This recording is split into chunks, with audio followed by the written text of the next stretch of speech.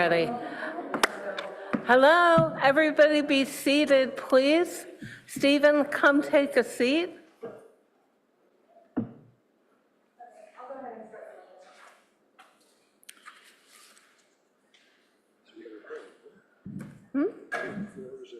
Yep. We have a quorum. 4 out of 7. Ready? We're going to call to order, and will you do roll call, please? Of course. Commissioner Ansari? Here. Commissioner Barr? Here. Vice Chair Kazi? Here. Commissioner Carnum? Chair Kraus? Chair Kraus? Yes. Commissioner Stimler? For the record, 4 are present. So, we have a couple of things to talk about as we begin this meeting. First of all, I want to, at the HRC, honor Farm Workers' Day, which was March 31, and the work of Dolores Fuentes, and the Commission's long-term commitment to providing programs and services to the vulnerable. And moreover, the Commission's stand against sexual violence to women and all people. So I think that's a place to begin this meeting. We've had a lot of discussion about public comment, and the City of Palo Alto is committed to a culture of acceptance where all members of a diverse community feel included, safe, and respected. We are going to keep public comment at the beginning of the meeting, but be forewarned, the time will be shrinking if there are issues. Are you okay with that, Sophie? Once we set the time, it will be a set time. We won't reduce it. Okay, I will set the time of 2 minutes for each speaker.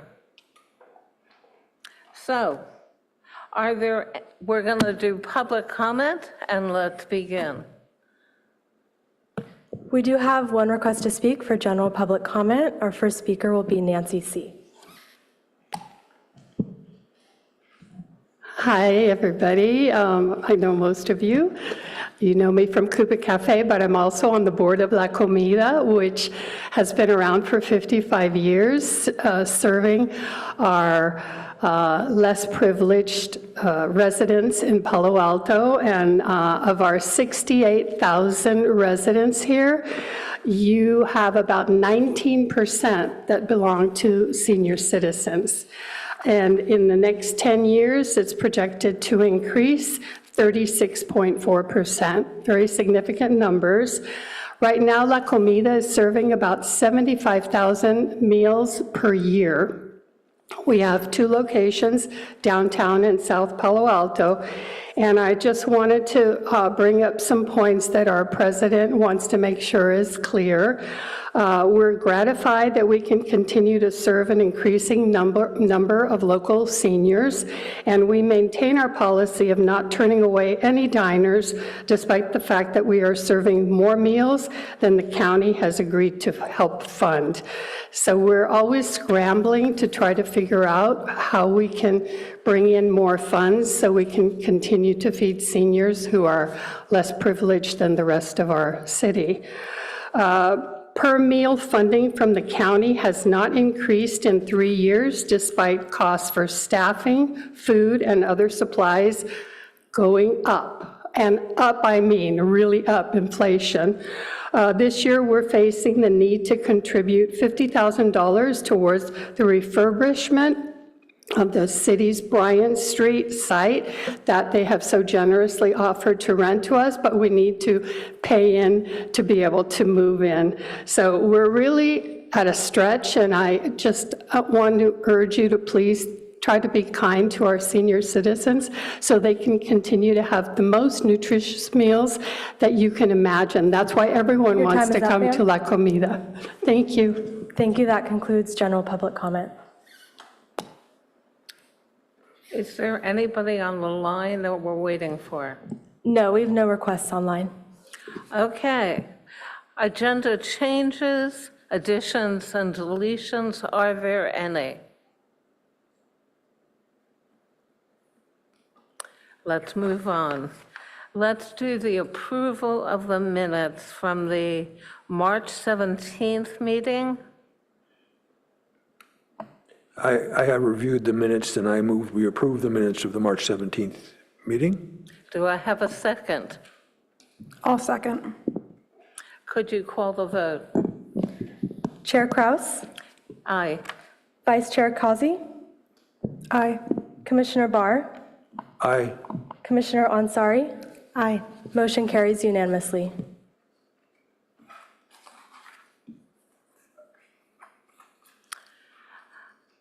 Okay, it passes unanimously.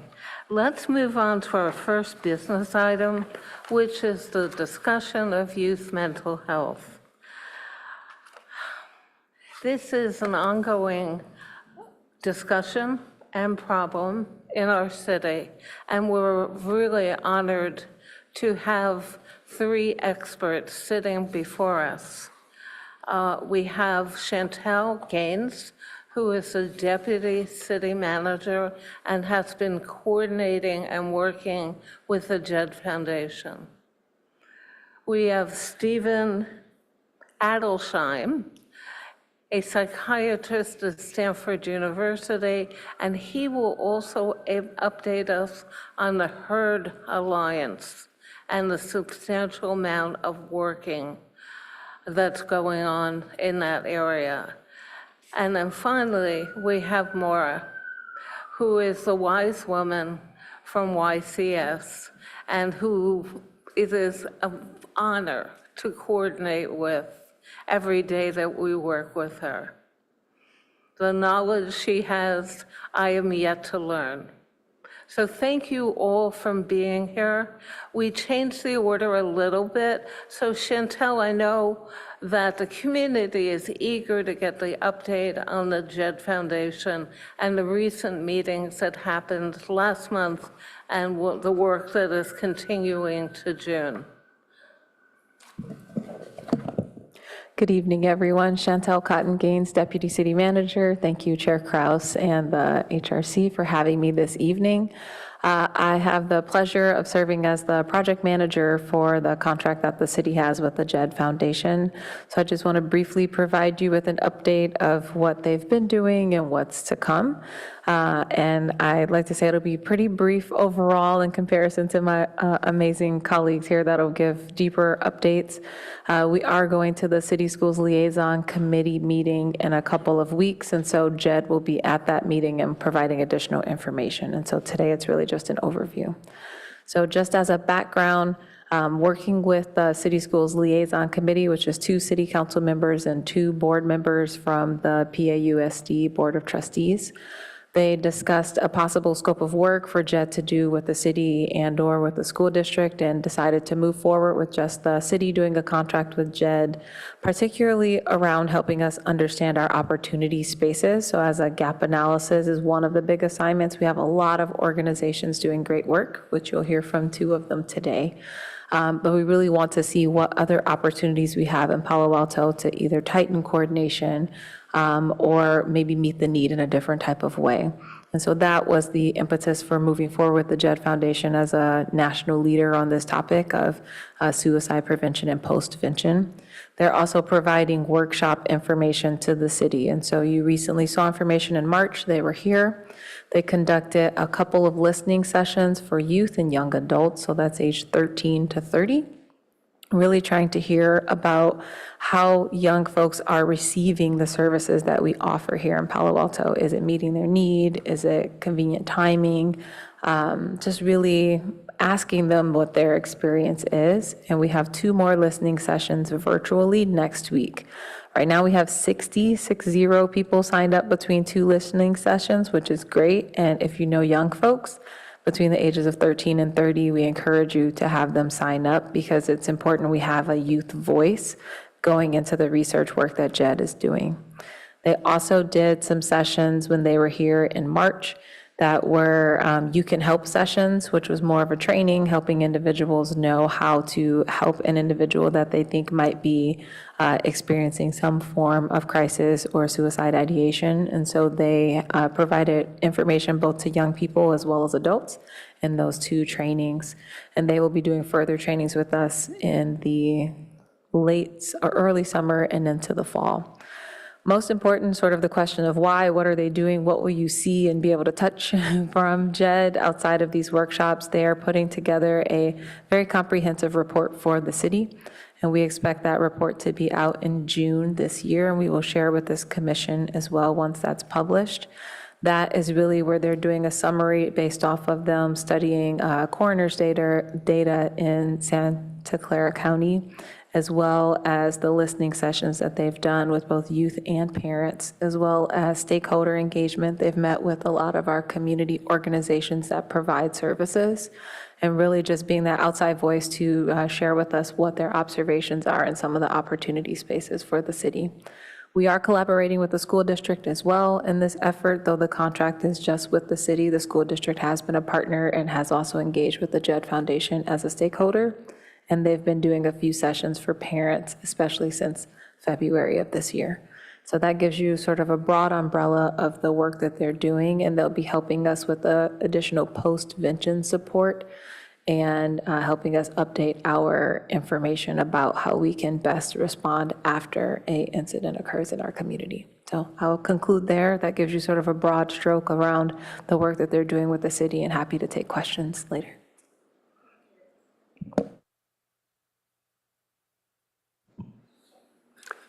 Thank you. Do we want to pull up the slides for folks as well? So I'm Steve Adelsheim. I'm really grateful to be here with you all. I use he, him pronouns. I'm a child psychiatrist by training. I've been at Stanford in the psychiatry department for almost 13 years now, was a resident of Palo Alto for the first 6 of those years, and a parent in the school district during that time.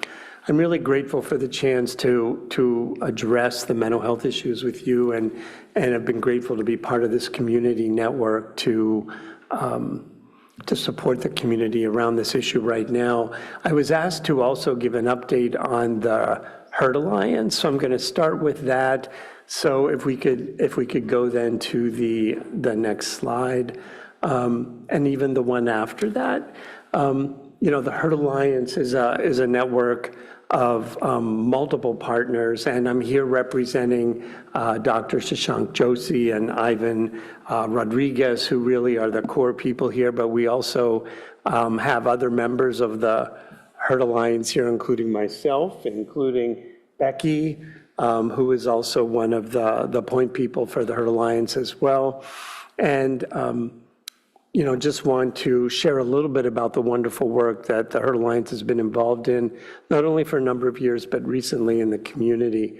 So, and one of the other important points is their partnership with the county, with behavioral health around that collaboration in supporting suicide prevention, mental health awareness really across the county and the community. Next slide. So these are some of the objectives of the Hurt Alliance, really, and at this point in particular, strengthening the support for the LGBTQ+ community, as well as the community and within Palo Alto, and support for youth members and community voices during challenging times. And then they have been major partners with Project Safety Net and many of the rest of us in supporting the community around wellness at this time. Next slide. So some of the more recent updates that I was asked to share really include, as I mentioned, the partnership with Project Safety Net, where they really re-engaged in a very active way beginning in August of this past year, and have been involved actually with our team as well in meeting with Pei Ying, who's really leading Project Safety Net on a weekly basis, and working together around facilitation and support for the meetings, helping plan the agendas, and being actively involved in building out and supporting the collaboration with the community as a whole. Continue to work together on developing post-vention strategies and education around recent losses. And as I mentioned, they've been very involved with support with the Q Corner and other partners really in support of our trans and LGBTQ plus community as well. Next slide.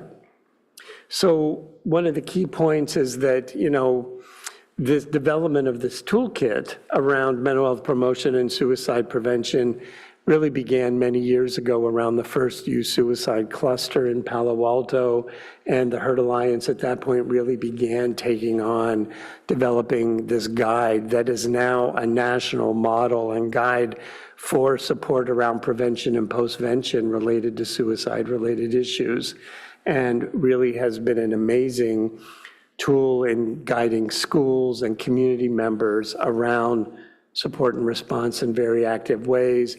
It includes protocols that can guide both community partners, but also superintendents and administrators and city partners in how to respond during these times of crisis in effective ways to support the students as well as families. The next slide, please.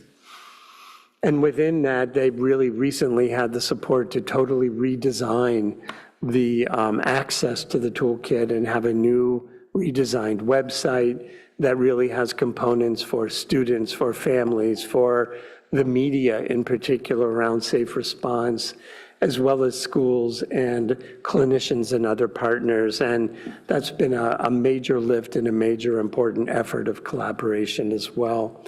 And then the next slide has contact information for Ivan, who is the school mental health coordinator and liaison to the great work of the Hurt Alliance. So we can go to the next slide. So I am a member not only of the Hurt Alliance, but direct our Stanford Center for Youth Mental Health and Wellbeing. And we really are working to support health and wellness for young people and families in very active ways. And within that, really supporting awareness and education, youth voice, but also a focus on building out access to care. And I'll briefly touch on some of our initiatives as they relate to the important work in this community, particularly around media issues, the suicide prevention issues, school partnerships, and then the ALCOVE program in Palo Alto is one that we really initiated the development of the ALCOVE model in Santa Clara County and now continue to support that effort as it builds out across the state of California. So we go to the next slide. So really for what I quickly want to share is really our partnership with Project Safety Net, which then coordinates and leads our partnership with the community members as a whole. The work we've been doing with them along with the Hurt Alliance has really been around, as we mentioned, supporting the facilitation of the meetings, but also really have been trying to help create ways of coordination by working with Project Safety Net on creating a calendar that is more accessible, that can link community events more effectively, and then through that build more network coordination within the community. We've been trying to do that through the meetings as well and linking different groups, whether it's been parent groups, provider groups, youth voice. We've been grateful to be able to liaison with the JED Foundation around their contracts, both with the city and with the school district. And I've been grateful for their expertise and want to be a source for them of community information as they work and provide support for all of us as well. And we've also been working actively with the school district, particularly with the students who are writing a lot of stories around the things that are happening in the community around the mental health and suicide-related issues. And we're wanting to educate and support them around writing safe and supportive stories as well. Next slide. So I want to just make a couple of quick comments around some of the areas that we're really seeing as broadly important to address over time that I would hope you all would reflect on as a commission. One is the ongoing need to support this ongoing collaboration between the city and the school district and the community partners and the communication with the JED Foundation. And I think as we see over time, that's continuing to improve. And I think there are lots of ways where we continue to link the events that are happening so they're not overlapping in an active way, improve the communication, ensure that people are aware of all the deliverables and the activities of each group. Another area that's critical is how the city continues to expand support for the LGBTQ community in particular. You know, one of the issues when looks at the increased suicide risk for young people from that community is the issue of the challenges of bullying or the sense of lack of acceptance versus a really active community that lets everyone know how much they support the LGBTQ community in very active ways, provides education for other community members in that area, and continues to work to break down stigma. And that's an area we all need to be working on in a more effective way. Next slide. One of the things we're also seeing is a very active parent response within the community. I think one of the things we're hoping to do is coordinate it better. We find that there are parents from the Latino community coming together, parents from the South Asian community coming together, parents of neurodiverse youth that are meeting regularly, parents from the PTA groups, and parents from multiple networks that are having sort of their own events. And one of our hopes is that as we move towards more coordination, we can be linking the communication around those networks, making their events more available so that more families are able to access them.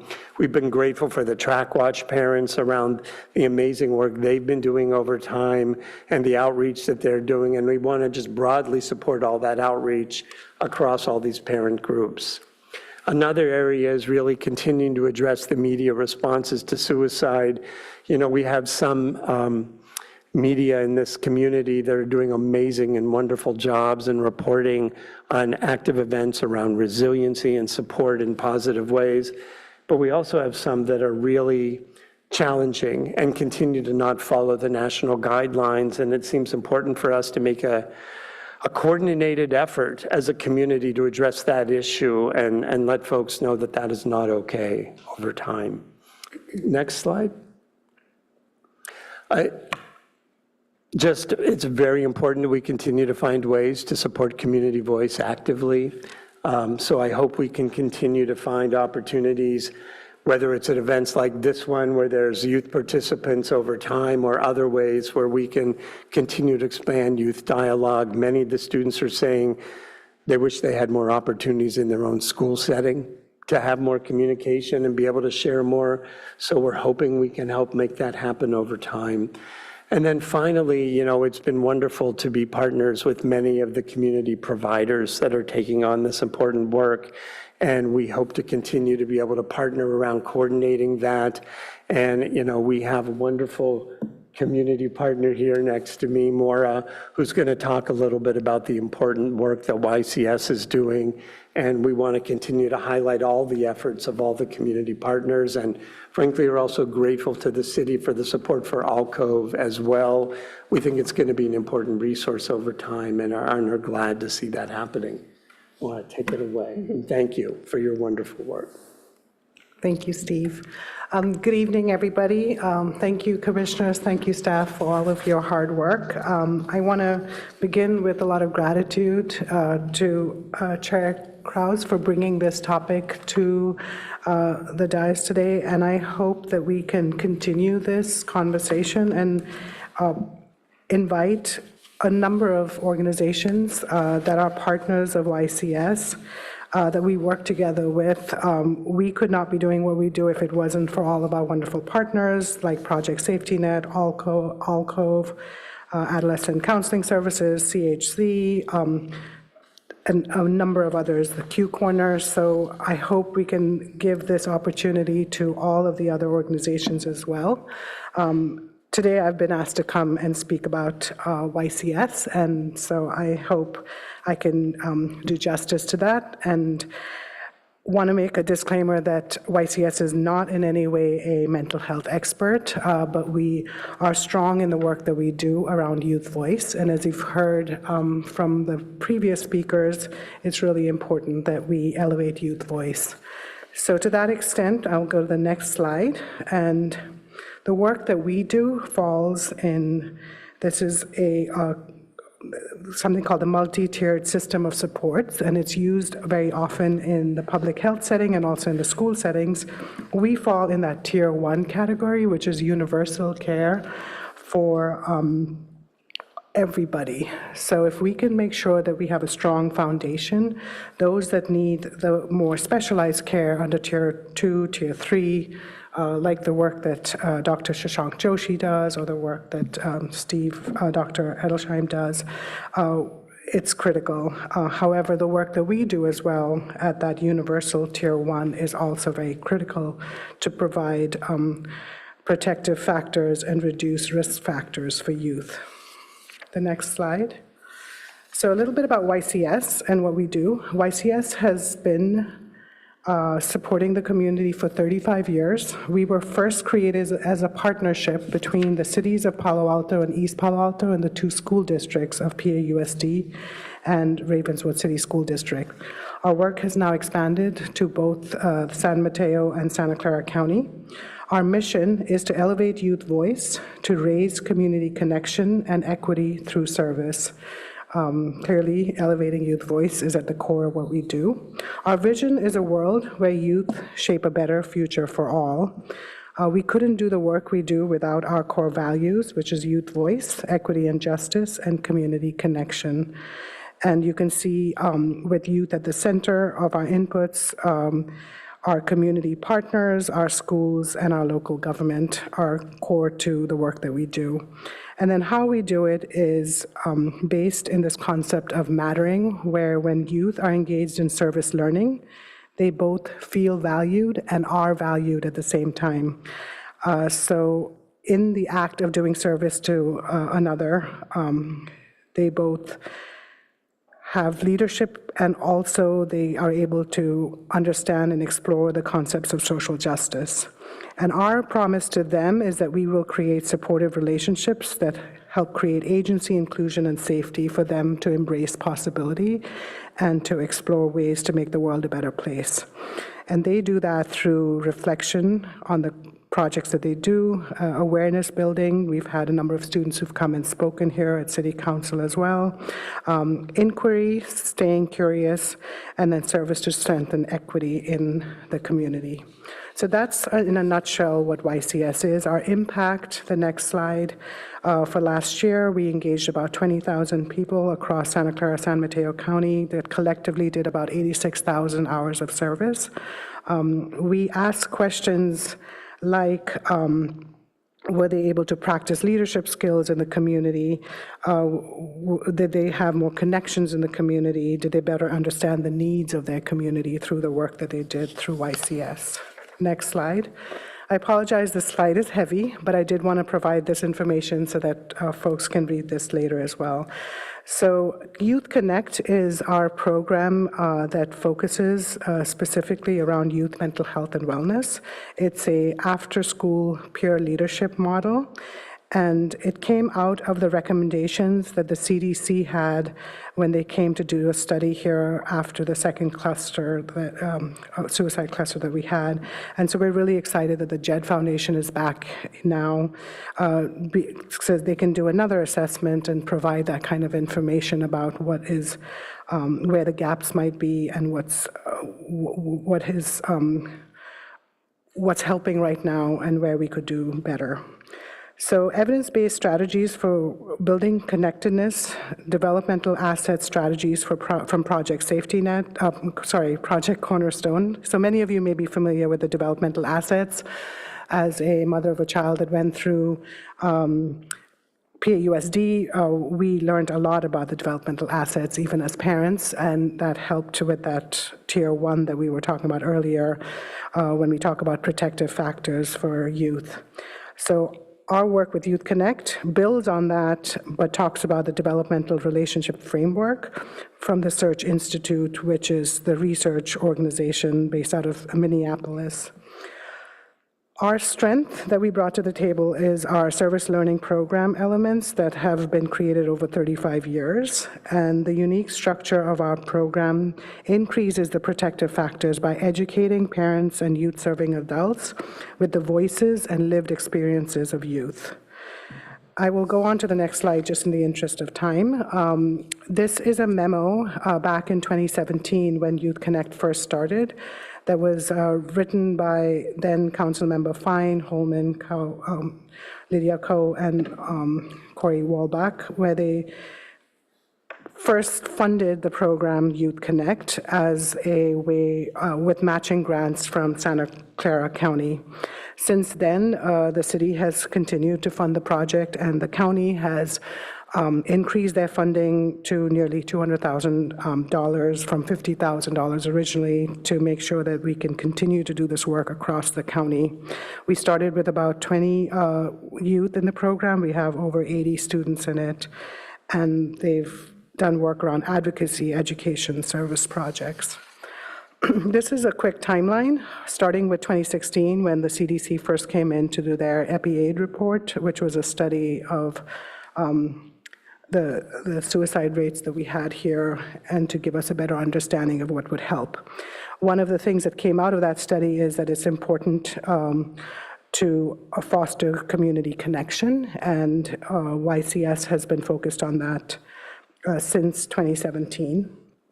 And our program has grown, and this is just a sense of how it's grown and the importance of the intersectionality of various issues that youth face that impact their mental health. The next slide kind of tells you a little bit about what youth say about the program and how they find it impactful to them. So I wanted to highlight a specific workshop that was designed by youth for the community. And it didn't start off as a workshop. It actually started off as a video that the youth made during COVID. As you remember, during COVID, many of us were making videos. So I wanted to share the video with you all so you can hear the voices of the youth who put this video together. And again, it's based on the Search Institute's developmental relationship framework.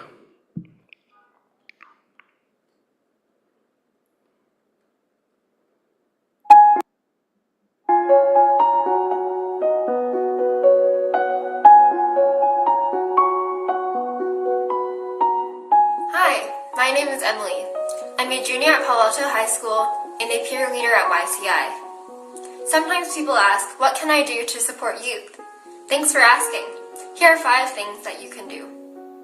Hi, my name is Ashley and I'm a junior at Palo Alto High School. One thing you can do is to ask me and my friends how we're doing. It's nice to know that you have time to listen and that you're available to me and other people my age. Hi, my name is Heron and I'm a current junior in Palo Alto High School. Something you can tell me is not to be afraid of failure. Saying that it's okay to make mistakes. Even if you think I already know, it's good for me to hear you say it. Create a safe space for me to say, hey, I messed up.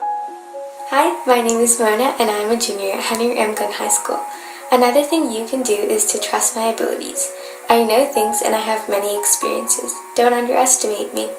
I still have many things to learn, but it's good for me to know that you respect what I already know. Hi, my name is Yara Samad, and I'm a junior at Gunn High School. Another thing you can do is to allow me to be in control. Support my curiosities by giving me time and power.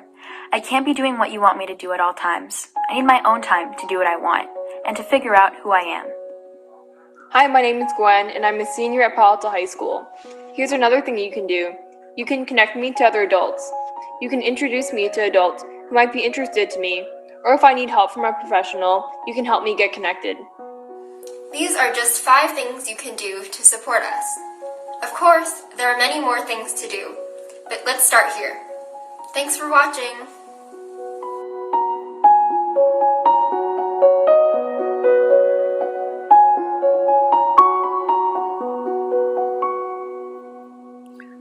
We can. Yeah, thank you. Yeah, next slide. Yeah, a second. So I'm excited to share that Emily, who you saw in that video, is actually a senior at Columbia right now, but she's also has continued to serve our local community by being on the Project Safety Net board. This is a photograph of the YCS board and the PSN board together a couple of months ago. So I cannot emphasize how important it is that students, when they have these kinds of exposures in high school and they can take it on through life with them. My dream is 30, 40 years from now, these students who are connecting together at Youth Connect will be sitting in positions where they can call each other up, whether they're a city council member or they're working at an institute of some sort or they're a professional in another setting. That they will have made these connections with youth mental health at the core of what they do. The next slide, that video, which was 2 minutes long, has now had many iterations of becoming a workshop that has been, it's co-led by youth, it's offered in English and Spanish. We've done hundreds of these workshops where thousands of people have been able to come out at churches, at PTAs, other nonprofits, other youth organizations, service organizations.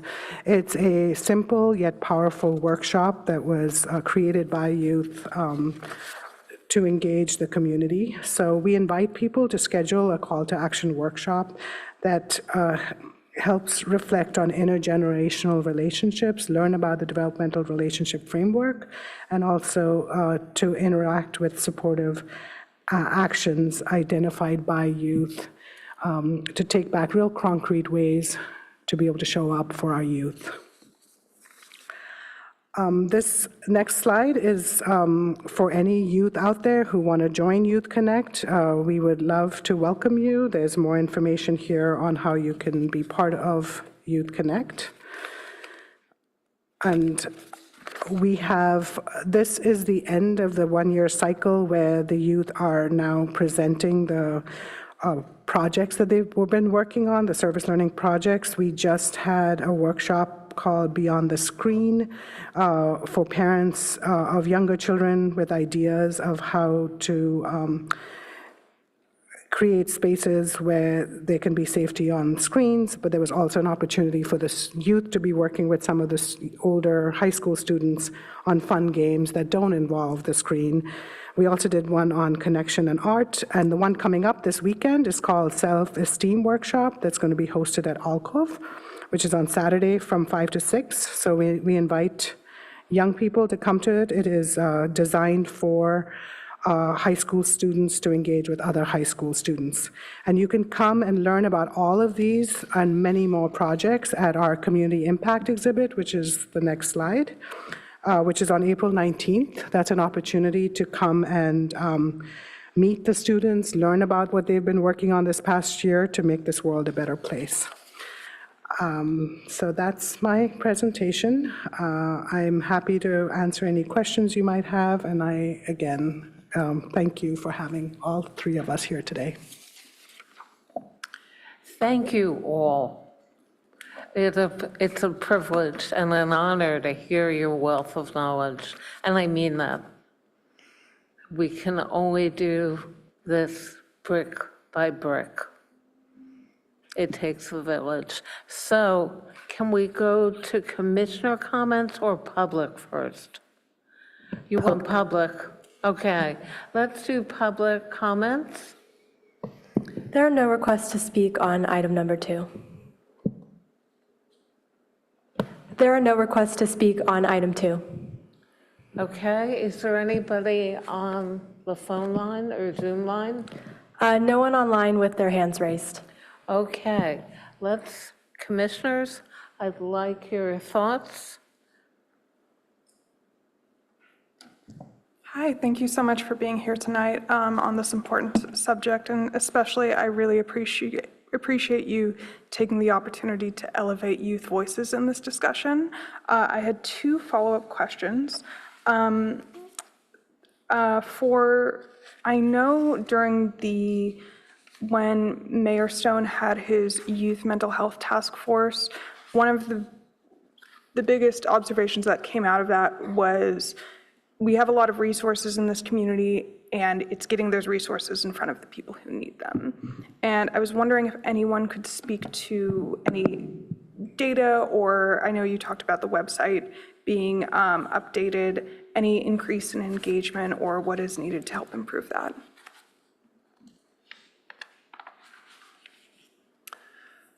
I think the one piece of data that I could share with you right now is, because of the role that we have had as a center in supporting the alcove centers, one of the changes that we've actually seen over the last number of months has been really an increase in the numbers of young people that are actually coming to alcove now.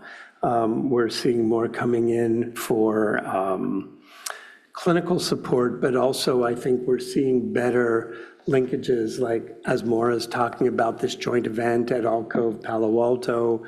There have been also more family events and parent events taking place there. So I think the awareness of having places like that in the community for young people and families to come for additional support is also raising the numbers and raising the awareness of programs like this one. I think one of the hopes that, that we also have is that over time, the city's going to be working with the JED Foundation to actually create a youth group that's going to be giving some guidance, hopefully, to the council around some next steps as the JED Foundation brings its recommendations. I think one of the hopes we also have for that is there will be the opportunity to coordinate many of the youth voices. I mean, as Maura's been working with a wonderful group of young people, and Alcove Palo Alto has its own group of youth, and the city already has its group, and there are other agencies, Children's Health Council and others. I think one of the hopes is that we continue to link and expand these youth networks, and the parent networks will be able to share the resources more effectively and build those linkages and awareness to, and as you say, put these resources more in front of more people in the community. So I think the more we can all coordinate and collaborate, hopefully we'll have more of those opportunities. Fantastic. That's so exciting to hear about, just keeping an eye on getting youth in the position of advising leaders and getting their voice more in the community. And then my last question was, I was wondering if you could speak to, on one of your slides, one of the current initiatives listed was an early psychosis intervention. Could you speak to that at all? Sure, I'd be glad to speak to that. So, one of the areas that that's been a real concern nationally has been this issue of trying to identify young people and adults as well when they're sort of in the early stages of developing a serious mental illness, or in a case of psychosis, potentially beginning to lose touch with reality by developing active hallucinations or delusions that are thoughts that don't have a basis in reality. This has been an initiative that has had a national focus, because what we've really learned is that the sooner we can identify young people having those symptoms and link them to supports and services, the better their outcomes are 5, 10, 15 years later, in terms of being able to stay in school, stay in jobs, as well. And so what we're seeing, and in fact in Santa Clara County, we've seen an active effort on the part of the county to have programs to support early psychosis. Here in Palo Alto at Stanford, through Stanford Hospital, there's the Inspire Clinic, which is focused on supporting those 16 and up that have early signs of serious mental illness, like at risk for psychosis or with a first episode. They've gotten funding this last year from the state to do an Inspire 360 program that really wraps supports around young people. And then Luso Packard Children's Hospital also has an early psychosis clinic for younger people that have these issues. So what we're really also trying to do as we're developing alcove centers around the state is be sure we can link them to early psychosis programs. So that linkage is really actively in place in Palo Alto, between Alcove Palo Alto, both with the county and the Inspire programs. Because what we're finding in places like Alcove is that young people who may be having these symptoms are more comfortable going in there to get support, as opposed to what usually happens is people wait till things are overwhelming and end up in an emergency department or in a psychiatric hospital for the first time. I mean, just one thing I would share is that the median length of time that people are walking around in our country with psychotic illnesses is about 1.5 years. And so, you know, the goal really is to shorten that time. In Europe, it's down to 90 days, and we're working as a country to shorten it as well here. And programs like ALCOVE are ones that can maybe help create that early intervention. Sorry, if I could, through the chair, I just wanted to respond to your first question and really thank Vice Mayor Greer Stone when he created the task force, because he included youth voice on the task force, which I think was really important. And then Councilmember Julie Lidcott-Hames was on there as well. And I think collectively, all of us would sit together, and I don't think it's a lack of wanting to do something, and that's why I think we all struggle, because the school district, everybody is working so hard, and yet we find ourselves in the position we are, where there's been a number of suicides recently of young people. So I'm grateful to the council that has brought in the JED Foundation, and I think we're all looking for somebody who's coming from an outside perspective to help us with this, because as somebody who moved here when I was 7 months pregnant and my daughter just left for college, this has been the backdrop, and every child who has grown up here has been touched by suicide. And so it's a real issue in our community, and it's one we all struggle with, and we come wanting to do the best we can, and yet we're failing our young people. So the hope is that JED, with their expertise, can help us figure out some ways that we can continue to do better for our youth. So thanks. Thank you. Don? Commissioner Barr? Thank you. Yeah, just a little history. My son was a senior at Palo Alto High School several years ago when there was a 2-student cluster at Palo Alto High School. One of the students was in his chemistry classroom, and he knew him. But then he worked with Dr. Joshi the following summer to help get education into the Palo Alto High School curriculum. My son is now a third-year medical student at Dartmouth, and he wants to go into psychiatry. The thing I'm concerned about, for example, the recent lawsuit against Google and YouTube as being responsible for the mental health crisis of, I think it was a young woman.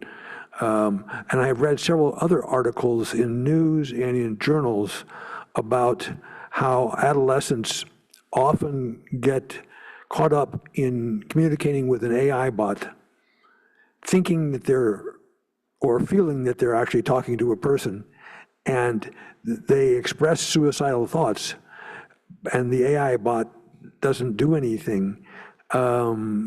Is there any movement to fundamentally address this issue of artificial intelligence and student and youth's social media interaction, when they sometimes with people and sometimes with AI bots, in terms of how to reduce the adverse impact of artificial intelligence on certain youth?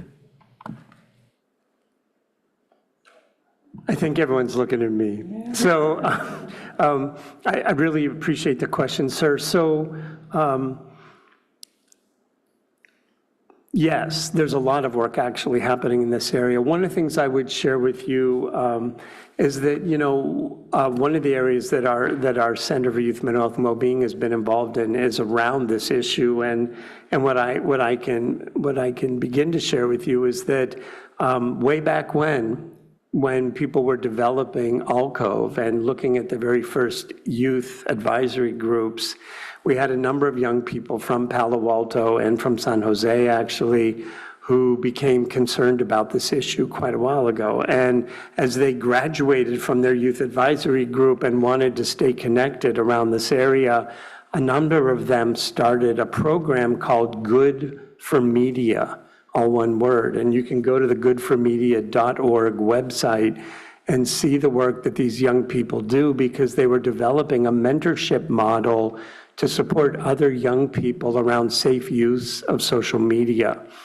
And this network that was developed through really young people from this community with our program director from our center have continued to grow and continue to develop this work. They've created guides for young people about addressing comparison, about safe use, how do you read the newspaper and social media in a safe way. They've recently put out a guide for using AI and addressing it for other young people as well. In addition, they've given testimony both on a state and national level about safe use of social media.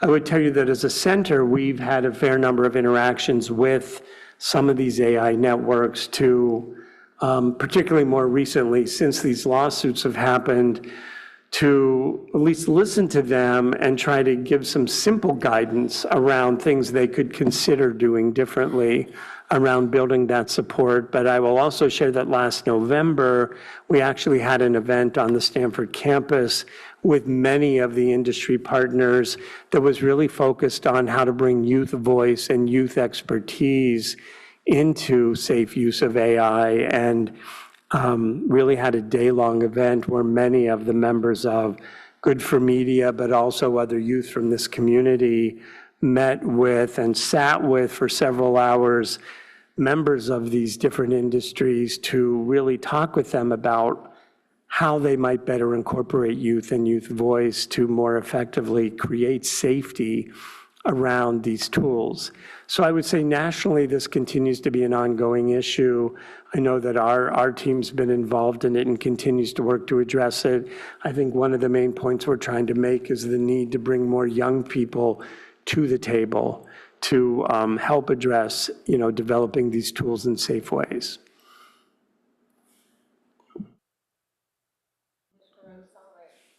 Hi, thank you so much for being here. I have a elementary school child in the district and a soon-to-be ninth grader. So it's very, very personal and super important, so I'm really grateful. I have two questions. The first question was, and they're related, when you talked about the JED Foundation and not having a contract with the school district, but they're working with the parents, can you elaborate on that a little bit? Yes, so for the larger gap analysis work that I discussed, that work is predominantly with the city. They have done some workshops with the school district as well. So they've organized, I'm sure you've seen on Parent Square, I'm also a parent in the district. And so you see all the different advertisements of things coming up. They've offered a few sessions specifically for parents in the district, just trying to help them also understand how to have these conversations with their young people. I think they've had 4 workshops at this point. I would have to look up the exact subject matters. But JED is essentially, which we're so grateful for, very flexibly working with our community sort of writ large. So the school district said, we need some help right now, offering these workshops to parents, and JED was able to sort of swoop in and help out in that regard. So the district right now is focused on those workshops with the JED Foundation, but not the larger study. Thank you. And my second question, just because I have a 10-year-old, and I have seen parents leave the school district because of bullying issues, and they feel this, and I actually love the teachers and the administrations in my child's school, but there's only so much that they can do.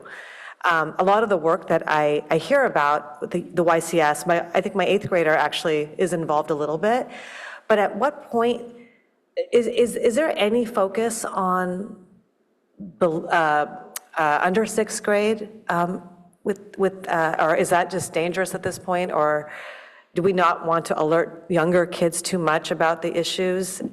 I wasn't sure how that's addressed, or is there any benefit to the younger children? Because I have a 10-year-old and there has been issues since 1st grade, and I'm always confused as to how much of this is a real issue and how much of this is just a child being a child. And sometimes when you tell them that there's something, then they think it's something. And I think I'm asking more as a parent here. Your thoughts on this? You all have more to offer than I do, so I'll just throw my 2 cents in at the beginning. That I do think this is something that we're really thinking about, the resources that are available sort of at the parents level, as well as some of the deeper psychology that they will talk about.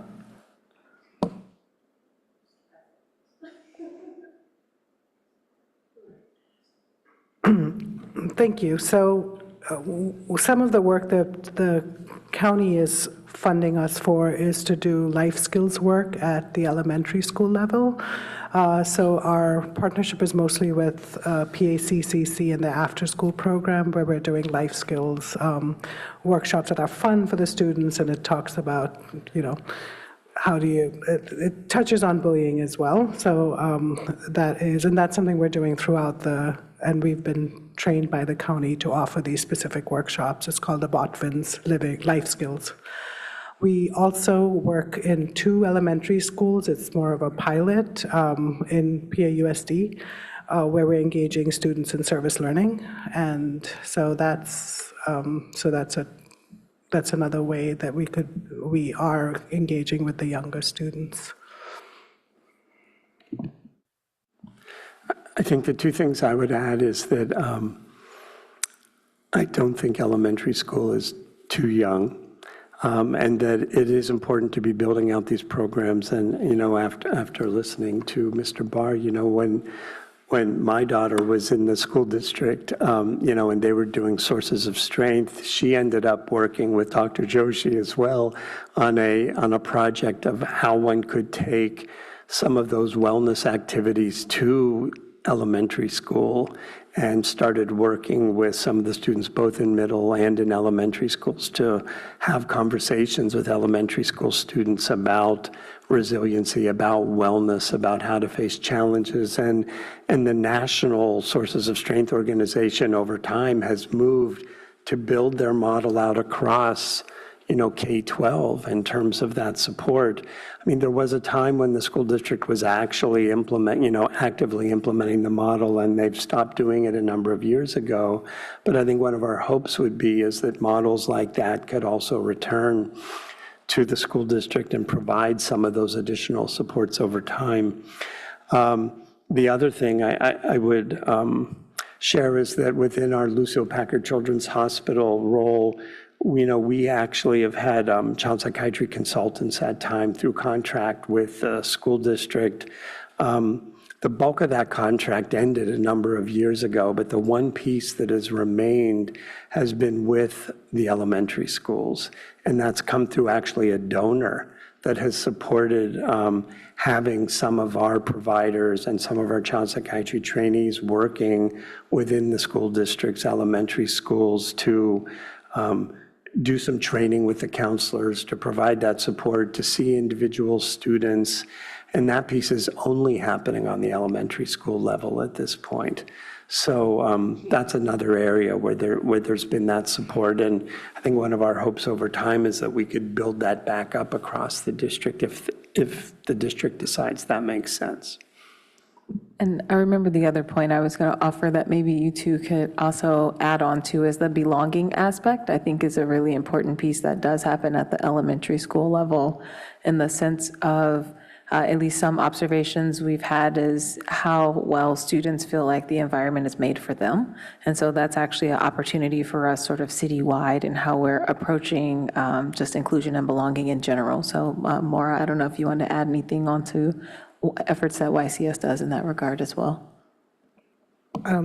Yeah, I'll say I won't want to ruin the surprise. Come to the Community Impact exhibit on April 19th, which is Sunday from 2 to 5, and you'll see it in person. I think you'll see elementary school, middle, and high school students who are engaged in doing exactly that, making Palo Alto a space that's inclusive and really a sense of mattering, where they both feel valued and add value. There's just 2 questions for me, and I'll be quick. You talked about toolkits in your presentations. Are there going to be individual toolkits for different age groups and for parents? What's going to be some of the product that comes out of this collaboration? Where are you going with this to me?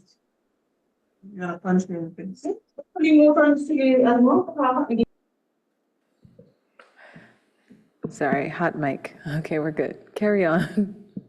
I think that was a staff person who's accidentally unmuted. Comments beyond toolkits is I'm very heartily endorsing that the community is now recognizing the LGBTQ plus communities throughout the school systems. And the work that Christine is doing on the Pride event, the work you're doing on the Pride event is an amazingly important step in going forward. People need to be seen.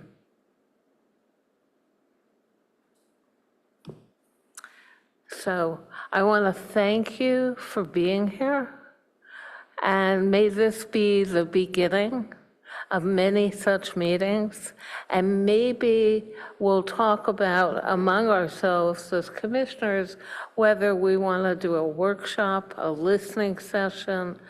Let's do some thinking out loud together. Thank you. And I'd like us to take a 10-minute break and then start on the second topic. Thank you for being here.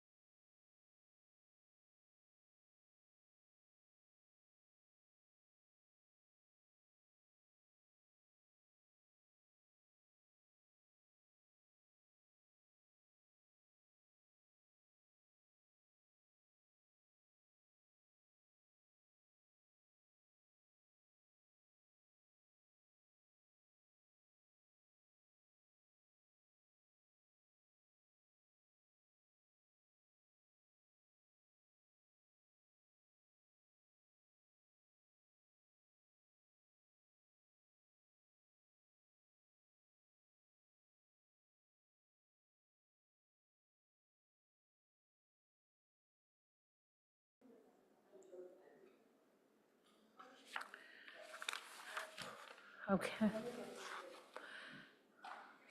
Let's begin with item 2. And we have one comment that we want to acknowledge that is between public youth mental health and the CBDG grant and allocation process.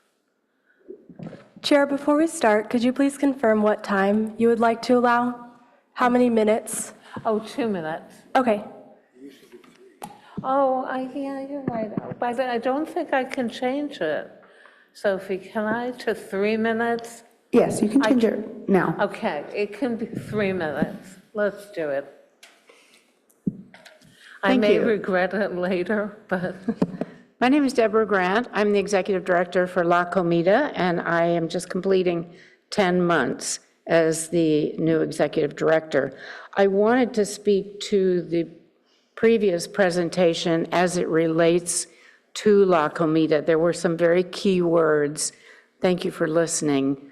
Thank you for listening, because there were some very key words that really rang bells for me. When we talk about awareness, safety nets, intergenerational collaborations, inclusion and belonging, equity, better futures, and being valued and seen, as the young people talked about in the video. There are two sides and two prongs, if you will, to what La Comida provides in the community. Mental health is a very big part of this. We are set up to feed people in a very dignified fashion, seniors who are food insecure and many times are suffering from isolation and depression and serious mental health issues. This gives them a community. So it creates a wonderful psychosocial environment for them, not just to feed them physically with nutrition, but to feed their mental health. And as we all know and heard from that very compelling presentation, mental health issues start or can start anytime in someone's life. We see this with so many of our seniors. Fortunately, for the last 53, 54 years, we've never had to be proactive in fundraising because the county and government funds have always covered all of the costs for these nutritious meals in a communal setting. That's not the case any longer. And so to some extent, we've been the best kept secret in town. What is La Comida? Who is La Comida? What do they do? We've been around for years. We are providing home, family, relationships, and we also provide resources for seniors that give them places to go for mental health support, for physical housing support, for things as simple as getting their blood pressure checked, for grief counseling. So we offer all of this in a very warm and familial setting as they are served, as they would in a restaurant, served a meal that is prepared fresh every single day according to dietary guidelines. Your time is up, for ma'am. seniors. Your time is up. Oh, my time is up. Thank you. That concludes this section of public comment. For those online, we will resume public comment after the presentation. So please keep your hand up and I'll have you in the queue.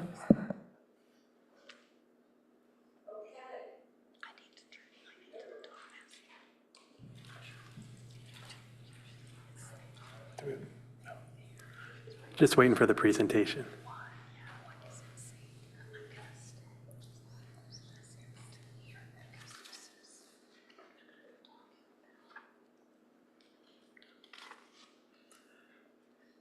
All right, good evening, Commissioners. My name is Leif Christensen, Senior Housing Specialist with the City of Palo Alto. I joined the city in October 2025, and part of my role is to oversee the administration of the city's Community Development Block Grant Program. While I'm still fairly new to the city, I am not new to managing federal grant programs. I'm grateful for the opportunity to be here tonight for the first public hearing on the city's fiscal year 26-27 CDBG Annual Action Plan. We are joined virtually by Austin Knudsen of Michael Baker International. Austin and his team are consultants supporting the administration of the CDBG program. Next slide, please. The purpose of the meeting tonight is fourfold. It's to hold a public hearing on the draft Community Development Block Grant fiscal year 26-27 Annual Action Plan, to provide HRC funding recommendations for CDBG funds, to provide direction on a funding contingency plan if funds are less than or greater than staff estimated amounts, and to recommend City Council approval of the draft fiscal year 26-27 Annual Action Plan, amended as needed to reflect HRC funding recommendations. Next slide, please. Just as a CDBG overview, the City of Palo Alto receives funds annually from the U.S. Department of Housing and Urban Development, or HUD, under the Community Development Block Grant, or CDBG program. These funds are designed to improve the physical, economic, and social conditions in our community, with a required focus on serving low and very low income residents. So all activities in Palo Alto must benefit low and very low income households. HUD requirements include a 5-year consolidated plan, which identifies the needs, strategies to meet the needs, and sets of goals, and an annual action plan, which identifies projects to be funded annually. I think of the consolidated plan as a longer-term strategy, and the annual action plan supports the implementation of that strategy. Next slide, please. And I'm going to talk a little bit about funds available for this cycle. Next slide, please. So we based our report off of estimated funds, which were $500,000 in an entitlement grant, and then an estimated $100,000 in program income. We did receive our allocation this week officially, but I kept the estimates on here just because that's how the staff report was prepared. But our actual allocation is not far off. It's going to be $512,000, $512,000 and $512 and $139. We received the allocation this week, so I just want to clarify that we move forward with the staff report estimations. Just to go in, next slide, please. CDBG funding categories, there's several, and 2 of them with caps. So we have our public services, which has a 15% cap of your annual entitlement grant plus prior year program income. We have economic development activities, housing rehabilitation, public facility improvements, and then planning administration, which has a 20% cap. Next slide, please. I just want to say that the notice of funding availability for the CDBG funds was advertised in November of 2025. The deadline to submit applications was in early January 2026. And then, as mentioned, there was the 15% cap on public services and then 20% cap on planning and administration. The other 3 categories mentioned earlier are uncapped. Next slide, please. Just going into some of our public service applicants, we had Life Moves. The CDBG funds will support case management services for individuals experiencing homelessness. Silicon Valley Independent Living Center. CDBG funds will support housing assistance emergency services serving individuals with disabilities. We have Project Sentinel. The CDBG funds will support a range of fair housing services. We have Next Door Solutions to Domestic Violence. CDBG funds will support residents who are victims of domestic violence. Catholic Charities, CDBG funds will support their long-term care ombudsman program. La Comida, CDBG funds will support providing free and healthy meals for older adults, among the other services mentioned during the public comment earlier. We also had YWCA, where CDBG funds will support essential services for victims of domestic violence. Rotacare, where CDBG funds will support free, accessible medical services for and underinsured residents. Just an important note, that the city received 3 more applications for public services this year, which is about $49,000 increase in funds requested when compared to last year. Next slide, please. We will go over our economic development, housing, and public facilities applicants. First, we had We Care, which is a for-profit business that helps registered family child care home provider businesses by providing best practices, training, sustainable business practices. We Care seeks to support child care businesses in creating work plans, establishing service and revenue goals, and building capacity. I believe we have a representative from We Care here tonight who can speak more to their program. We had Rebuilding Together Peninsula, applied for funding to continue their Safe at Home program, a home repair program to provide any health and safety repairs for low-income homeowners in Palo Alto. There's also Peninsula Healthcare Connection, who applied to use CDBG funds for the pre-construction phase of a project with the end goal of transforming a newly acquired house on Encina Avenue that is dedicated to administering behavioral health, therapy, and addiction treatment services. Lastly, we have ADA curb ramps with the remaining balance of funds we had left, and those funds will support the installation, replacement, and upgrading of sidewalks and intersections to meet Americans with Disabilities Act standards. Next slide, please. Here is we have our planning administration 20% cap. So we allocated $120,000 to program administration. These funds help pay for overall CDBG program management, subrecipient coordination, and evaluation of all funded public services, housing, and facility projects. Additionally, the funds support the preparation of the city's annual action plans and consolidated annual performance evaluation reports, what we call the CAPER, among other tasks. Next slide, please. This slide is a breakdown of the different funding categories and the amount that is allocated to each. Next slide, please. Since we did see a funding increase based on the estimate of around $12,000, we don't have to consider a funding decrease contingency plan, but we will want to discuss approving a contingency plan for funding increases. So the HRC Selection Committee recommended the following funding contingency plans if more funds are received than estimated. One is to ensure funding caps are met for public services and planning administration categories. 2, with remaining funds, increase funding proportionate to the current share of recommended funding for all other public services that are not fully funded. And 3, allocate any remaining uncapped funds to public facility and improvement projects. An example of that is our curb ramp projects. Next slide, please.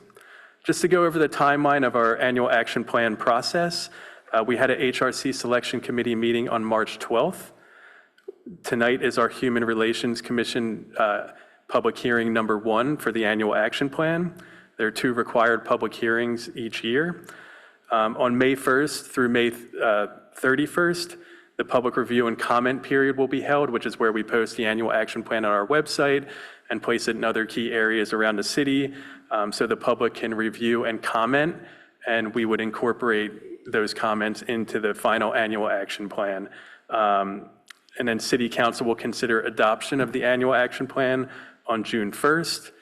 And then by June 19th, we would submit the annual action plan to HUD for review and approval. Next slide, please. Recommendation for CDBG funds. So the Staff and Human Relations Commission Selection Committee recommended the Human Relations Commission 1 provide funding recommendations for the fiscal year 26-27 Community Development Block Grant Entitlement Program, provide direction on a funding contingency if the city's CDBG program allocation amount is less than or greater than the staff estimated amount. In this case, it is greater. And 3, recommend City Council approve the draft fiscal year 26-27 annual action plan amended as needed to reflect the HRC's funding recommendations. Next slide, please. And that ends our presentation. So at this point, happy to answer any questions to the best of my ability and look forward to a good discussion. So commissioners first, and then the public? It's up to you. What would you It's up prefer? to me? Yes. Let's get the public, if they have anything to say, it would be nice to hear from them.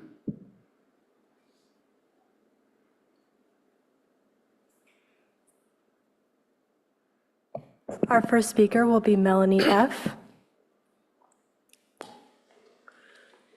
Good evening, Commissioners. My name is Melanie Four. I'm the Community Impact Manager at Upwards, here to advocate for Palo Alto's childcare providers and families. As you may recall, Boost is a year-long one-on-one mentorship program that empowers low to moderate income micro-enterprise childcare providers with personalized coaching, business training, and digital tools, including free access to our child care management system, and bilingual care specialists who help them stabilize income, expand enrollment, and hire teaching assistants. The program in Palo Alto has been a big success with the city, and with the city's support and CDBG funding, we've partnered with 11 local providers and created 3 new teaching assistant positions. Past participants increased revenue by 40%, which is double what we projected. We're grateful for staff's recommendation of $72,000, which would support 9 Palo Alto providers, create 3 new teaching assistant jobs, and help over 100 families find care. There's still more work to do. 22% of children under 6 in the city still lack access to licensed care. The gap for infant care is even greater. This is a conservative estimate because the daycares also offer before and after school care, and it doesn't account for families who work in Palo Alto but don't live here. Meanwhile, non-Boost providers earn on average $18 an hour. A recent rapid survey found more than half struggle to afford food and over 40% struggle to afford housing. TK expansion, rising costs, administrative complexity make it harder than ever to sustain a childcare business. Fortunately, these are exactly the challenges that Boost addresses. Sustainability is at the core of the program, so I just want to emphasize that our goal is to give provider the skills and the digital tools they need to be successful long-term. So they retain free access to our CMS beyond the program year, which means, given remaining supply in the city, we likely won't need to apply again next year for the Boost program. Of course, we'll continue to support those providers. So I'll close with one Boost participant summarize her testimonial. It's Maria Hernandez of Tiki Land Daycare. I can't say enough great things about Upwards. The support and personalized help truly set them apart. I'm always happy to answer any questions, both as a representative of Upwards, but also as a former client who has Upwards to thank for finding my boys 2 amazing daycares. Thank you.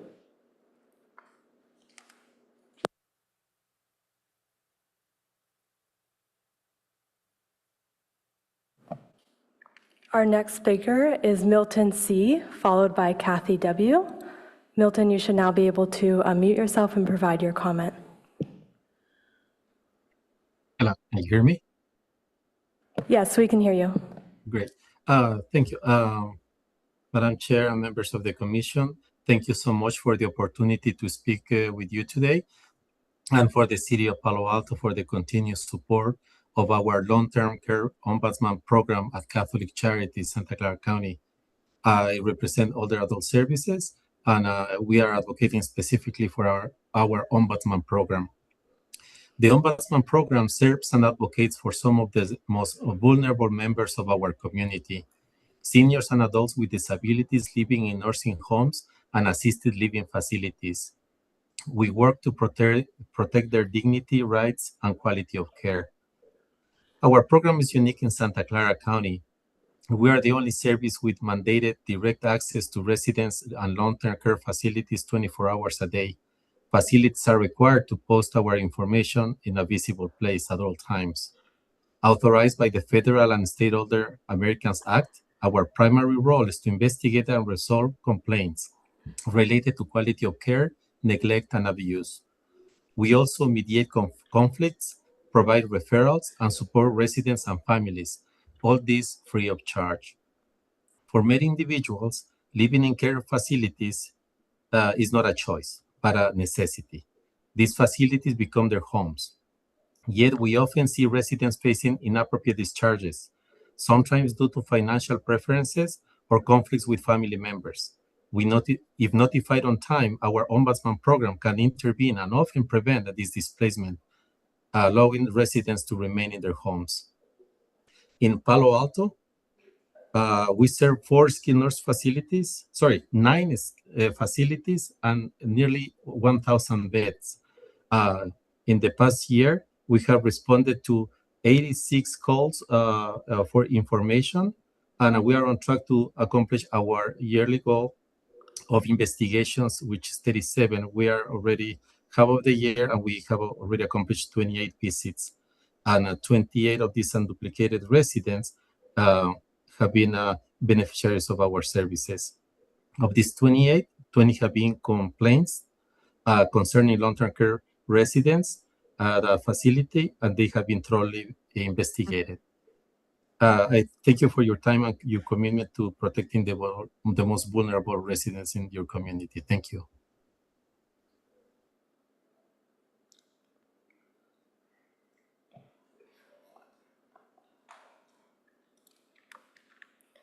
Our next speaker is Kathy W., followed by Jonathan D.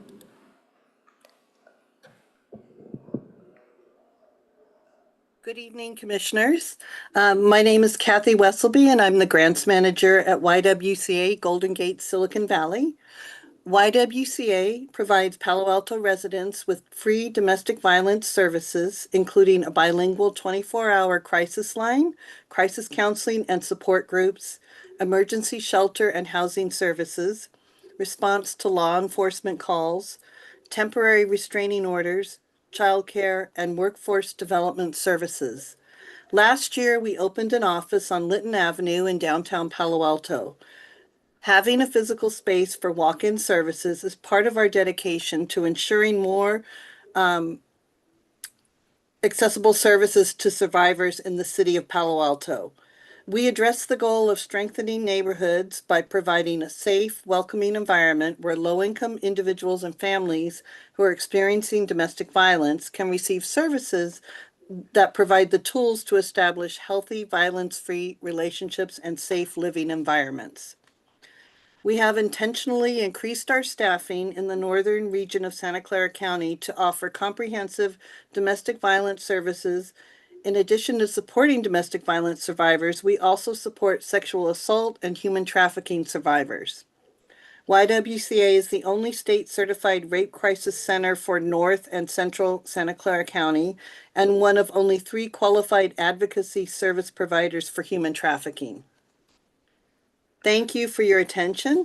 With your support, we can help more Palo Alto residents live violence-free.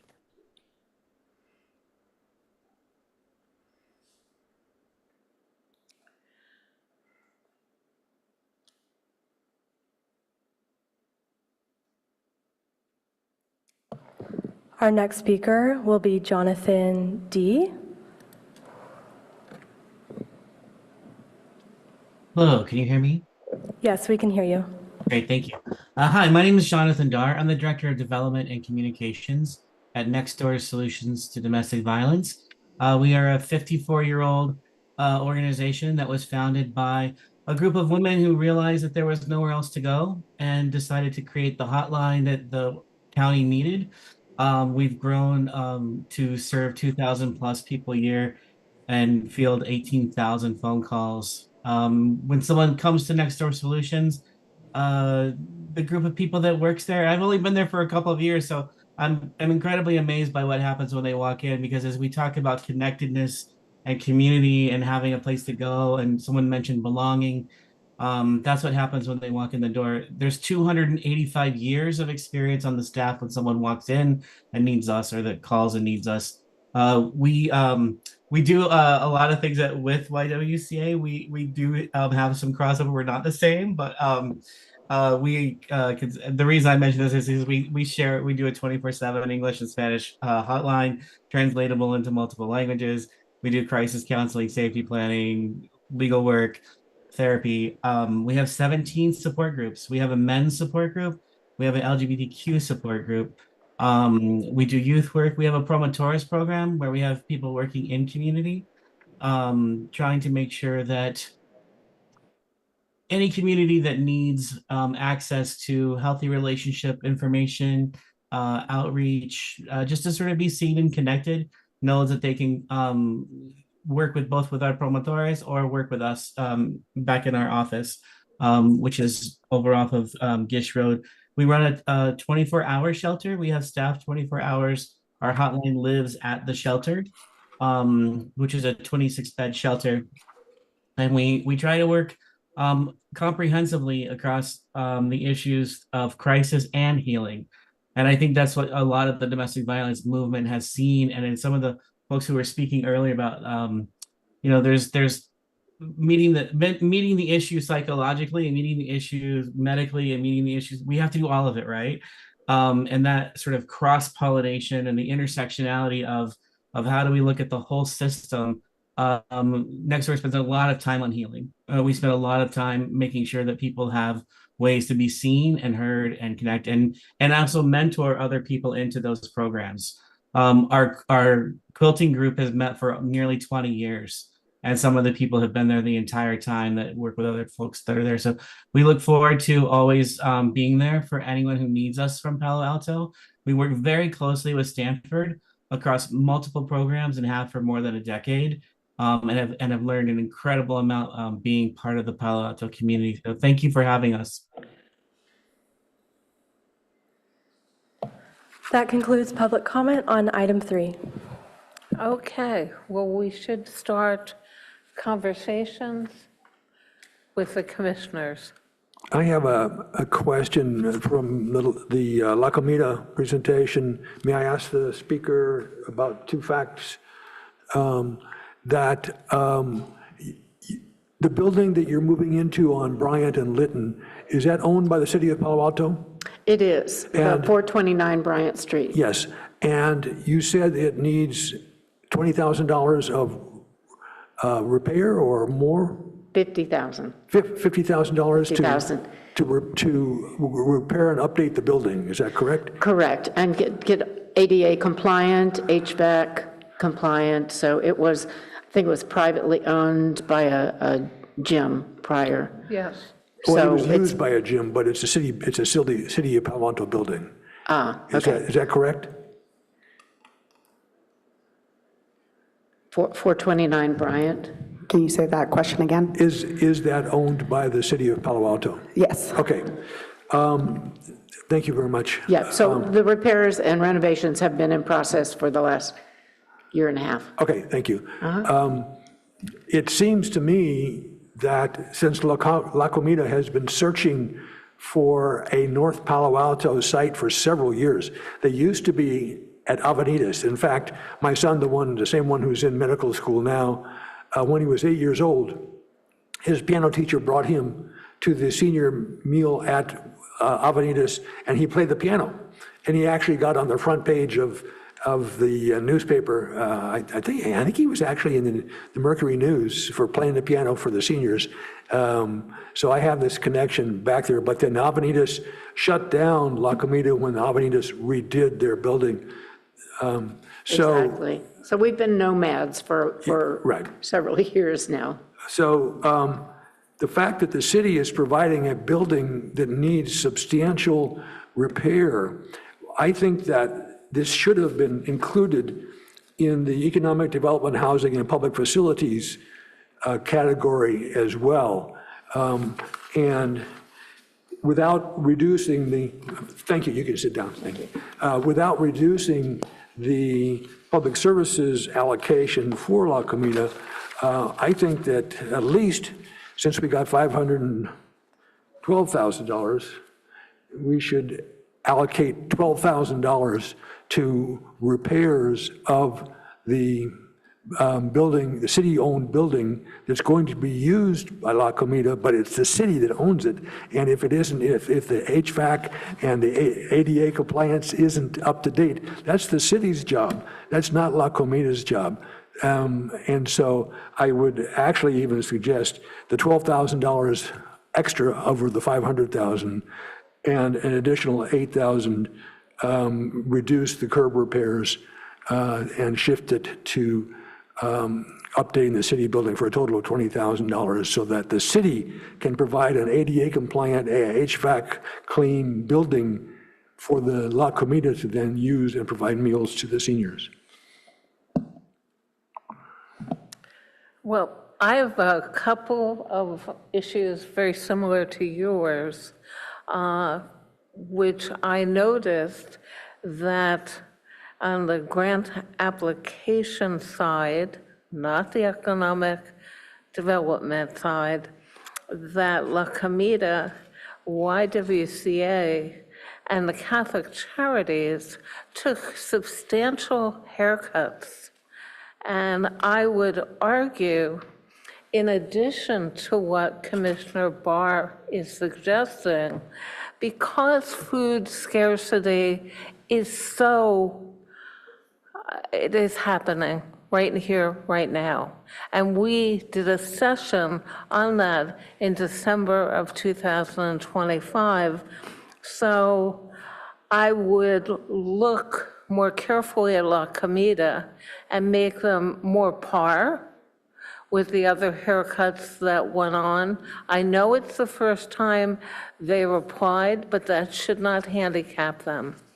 A second, because in the beginning of this session, we talked about our public stance against domestic violence, it pains me to see the haircut to YWCA and not be equivalent to the kinds of cuts the other applicants took.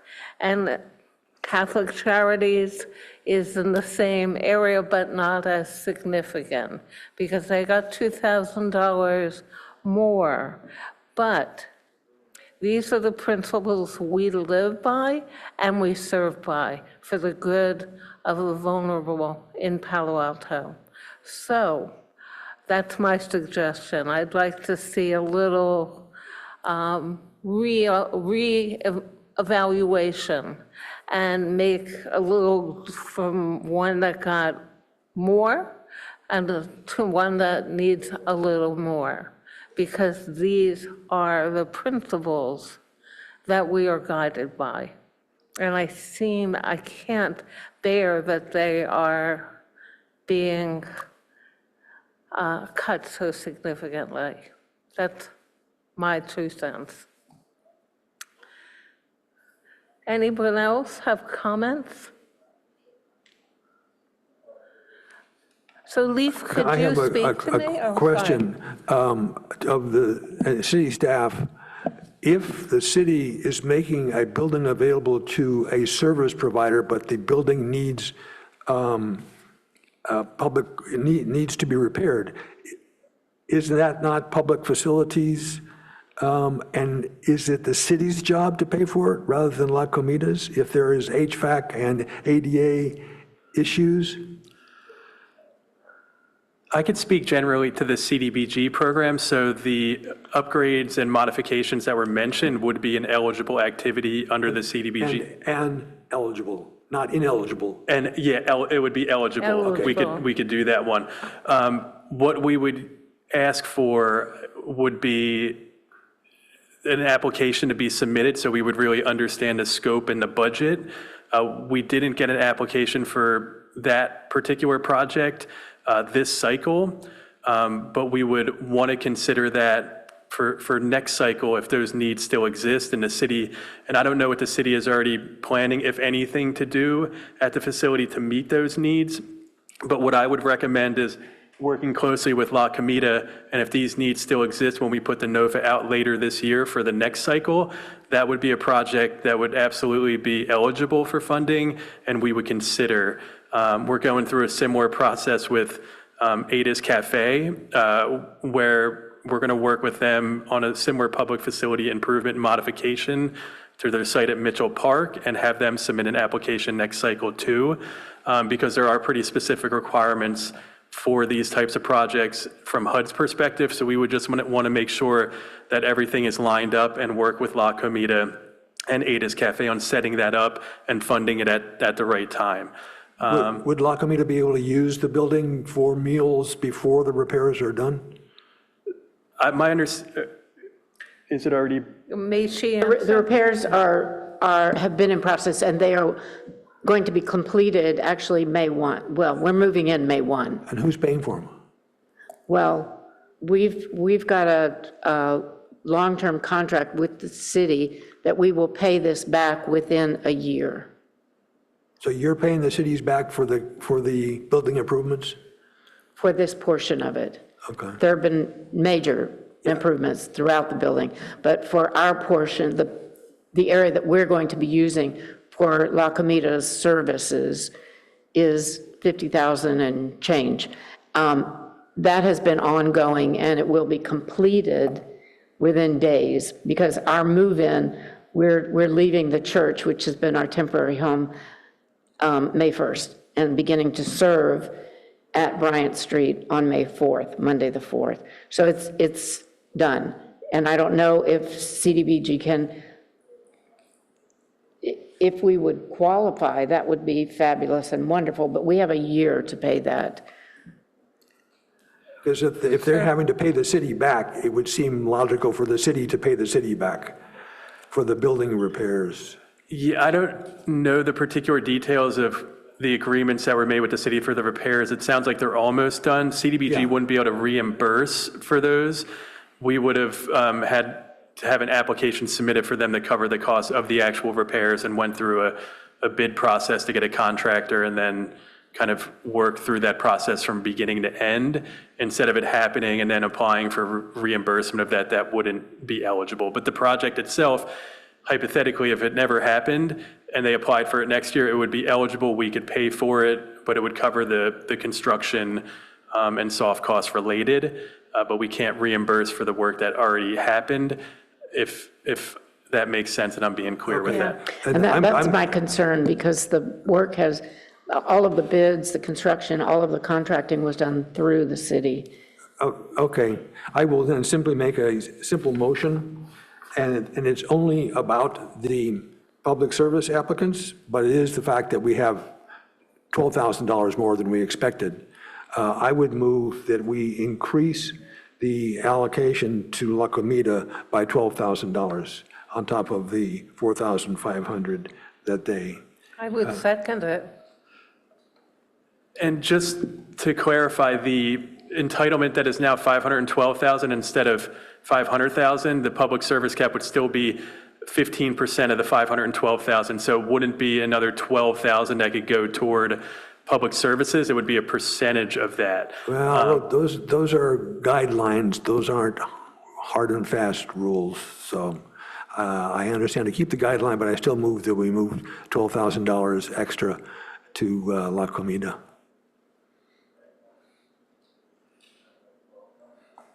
I would offer to Commissioner Barr that we could get more information about that and come back to the commission with more detailed information about the contract between La Comida and the city to get real verification on the contract details.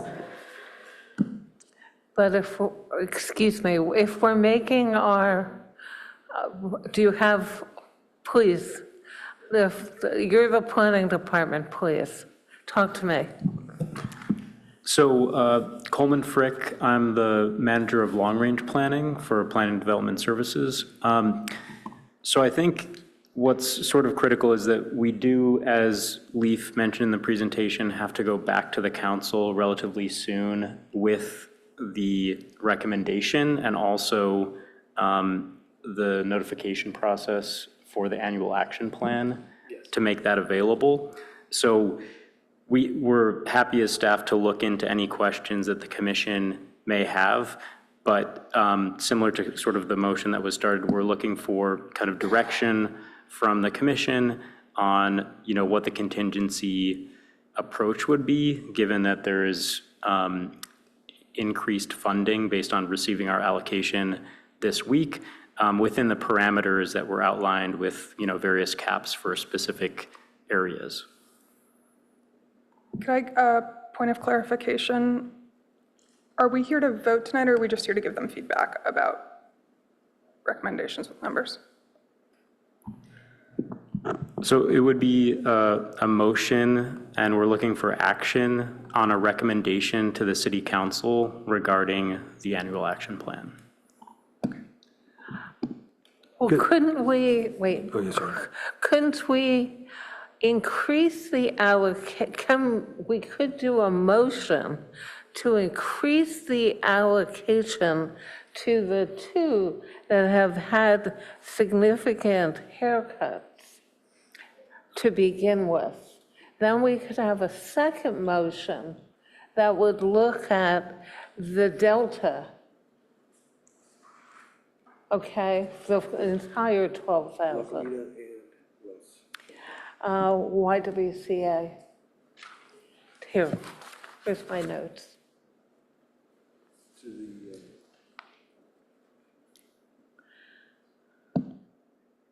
So you're suggesting allocating the extra $12,000, half to La Comida and half to YWCA? Can we go up? We can go up. What I'm thinking.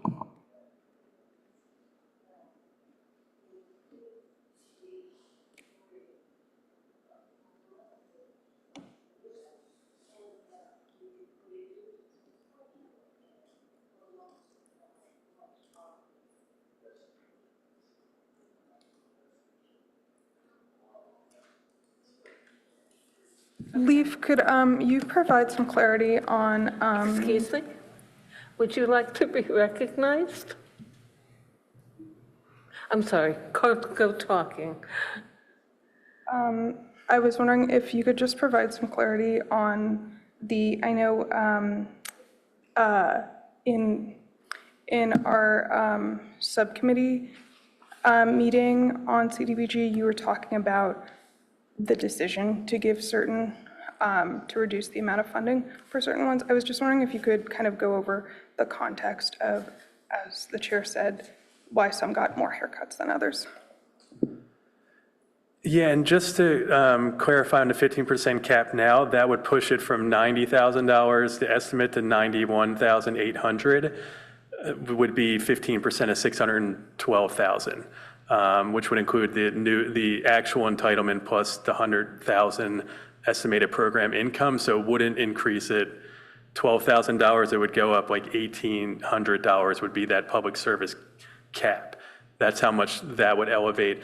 And then to talk about the considerations with public services, we looked at, prior year applicants and our strong performers and tried to fund them as close to prior year allocations as possible. Then we had 3 new applications, and we tried to do our best to have every grantee applicant get something.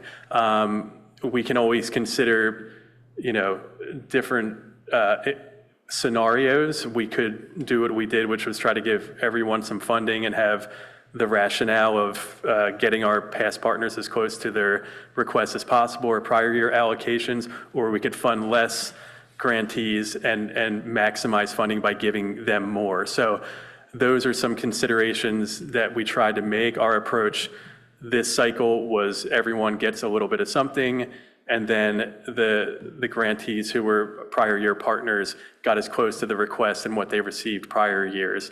That was our rationale. But there's different ways we could go about this.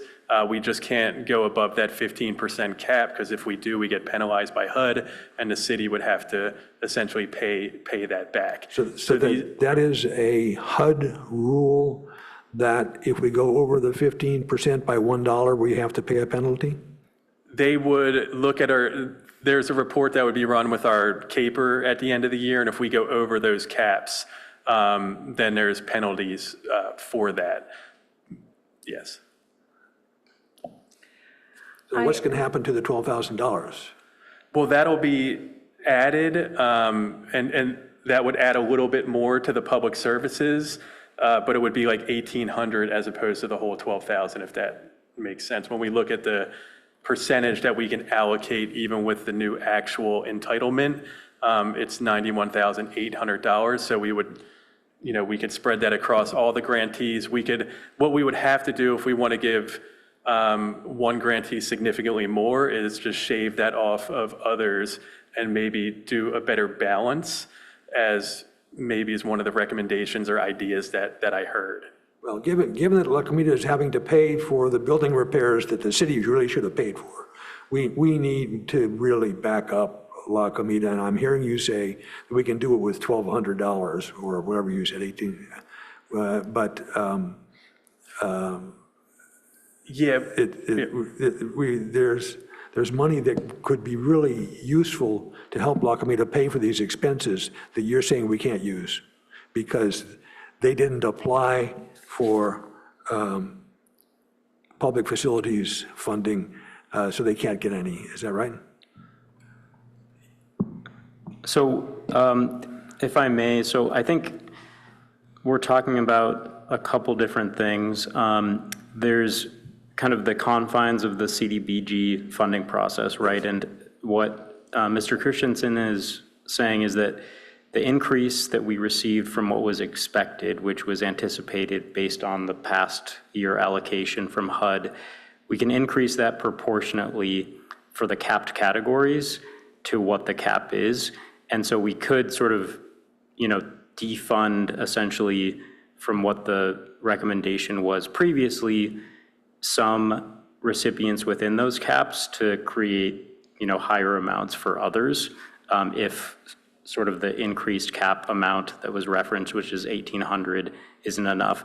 Our staff at this time can't really speak to the particulars of, that facility and, the improvements beyond what Mr. Christensen said about sort of what its eligibility would be in terms of CDBG funding, but we're happy to look into that if that's sort of a separate question, and we can get back to the commission on sort of, what that arrangement might have been with the city. But I think that's sort of like, what I think the situation is in terms of our ability to answer that particular question versus sort of the CDBG component, which is, if the commission has direction on how to spend the increased funding available within the caps of those two specific categories. Okay, I'm going to then modify my motion to say, I move to increase the allocation to La Comida by the largest allowable amount, no more than $12,000.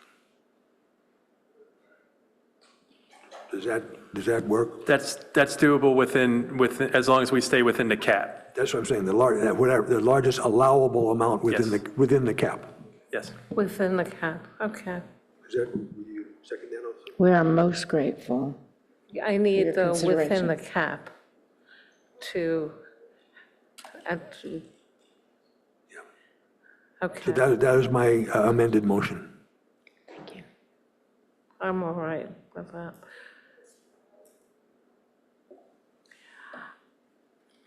If I may, I think I understand that there are different buckets. And you've clearly articulated the different buckets. So would this motion encompass, there's another applicant that I think could lose a little bit up, which would be the YWCA for domestic violence. And maybe it's a separate motion that you do a little fine tuning to some that got more and some that got less. And may I make that as a separate motion? Yes. Yes. Let's do point 1, then we'll do point 2. And I understand, is there a prohibition? Because it appears that the city and La Comida didn't know they could apply for this or didn't put this in action. So there's a prohibition of it being, the applicant being put in now to encompass the additional 12,000, or is there flexibility with that on the capital side? I think in terms of the project that was being discussed earlier, there's a lot of, it was the first I've ever heard of it. So, I don't know how those funds would be used. It's kind of outside our kind of competitive process. So there could be flexibility, but with projects, there just seems to be a lot of unknowns at this point on what agreements in place, and I think kind of figuring that out first. And then what could happen is that there's future needs for La Comida at this facility. We would want to work with them through the application process and do this the way we normally would. Two comments. Did you want to do both YWCA and Next Door Solutions? I would. Okay. And second comment, I think it would be worthwhile for the information on La Comida, the situation of what they're having to pay the city back for, that should be provided to both the HRC and council, because I think that's very confusing information for me to hear as a commissioner. I know that's separate from what y'all are talking about. Yeah.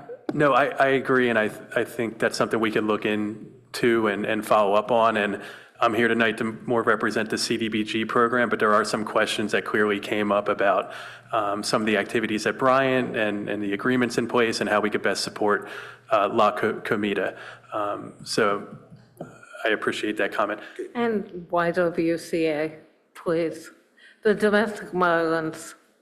And that's part of the discussion tonight, is if we want to kind of level out some of, move some of the line items, we can do that. And these were recommendations we brought forth, and this is the discussion we were looking to have.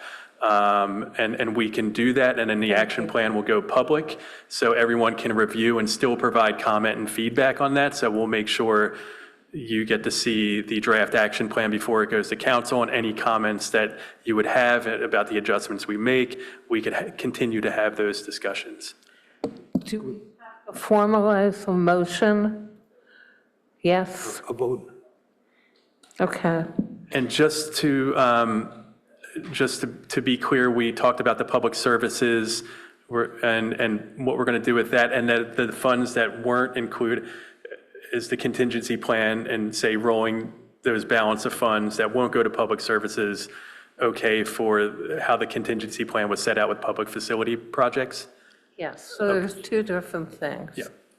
And, excuse me, we can take this offline, because it's not our building and it is not our facility. We didn't apply through that's why we applied through the public services versus the other way. But I can certainly line item everything that we're being charged for the 50,000 plus, to clarify all of this. So I appreciate your consideration here, and Okay, I can we do can that. talk tomorrow. Can we vote on the motion, please? Great. Yeah. We're going to vote on the motion? Are we going to vote on the motion? Do we want to vote on the first, the other one, and then move to No, the? let's do this Let's motion, do and this. then you can do a second motion. Can Okay. I ask a quick question about this? Is it supposed to be, are we supposed to include that portion that says no more than $12,000, or just cut it off within the cap? If I could comment on that, yes, if we could have the 1,800 would be the amount instead of the 12,000 for what is an addition with the 512,000 entitlement. And then we would want to do, so it would move from 12,000 to 1,800. That would keep us within the public service cap. Then we would want to have a motion on what to do with the balance of those funds, which we talked about that could go into the public facility projects as displayed in the contingency plan. So I believe there would have to be a motion on both of those. So moving to 1,800 to La Comida keeps us within the public service cap. And then the excess funds would go toward public facility. Does that make sense and clear? Should that be part of this motion, same motion? Okay, Yes. so you're saying we need to amend the motion to increase the allocation to La Comida, I said by the largest allowable amount within the cap, which you're telling me is $1,800? And to have the balance of $12,000 available for use in additional public facilities funding, Yes. okay? And if I could make one recommended modification, I would just say the balance of available increased funding or something along those lines, just so that we're covering every dollar that's available to provide to all of these needy recipients. Okay, yes, the balance of available increased funding.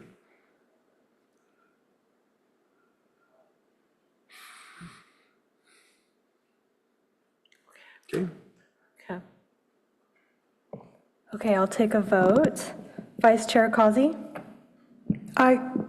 Commissioner Barr? Aye. Chair Kraus? Aye. Commissioner Ansari? Aye. Motion carries unanimously. Now, can we make a motion concerning the domestic violence applicants, the YWCA and Nextdoor Solutions? Can we move for consideration additional funding to these two applicants, YWCA and Nextdoor Solution, in the area of domestic violence as we reevaluate the allocations provided at this point?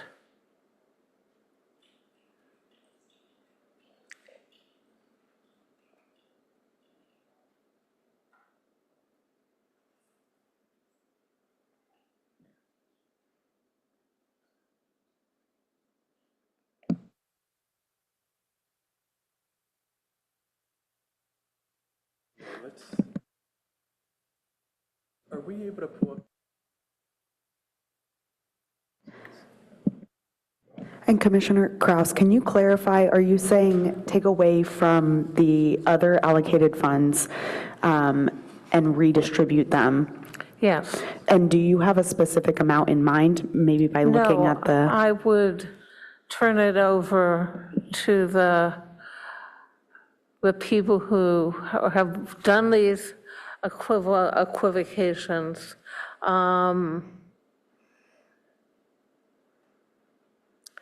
I'd like to see them more appropriate. The YWCA is the one that is lowest, so I would love to see that come up to a more appropriate level. Taking 500 from one place and 500 for the other place, and it becomes 5,500, which will give them a little more run room. So how do we word that appropriately? Do you want a motion to increase the recommended funding to YWCA to, you said, 5,500? Yeah. And do I need to include language like adjusting from? Yeah, do you want to do it proportionally across all the other service providers? Yes. Maybe the ones that are not related to domestic violence? Because I'm assuming you wouldn't want to take away from any of the other service providers that are doing domestic violence. No. Yeah. I hope we don't take away from La Comida also.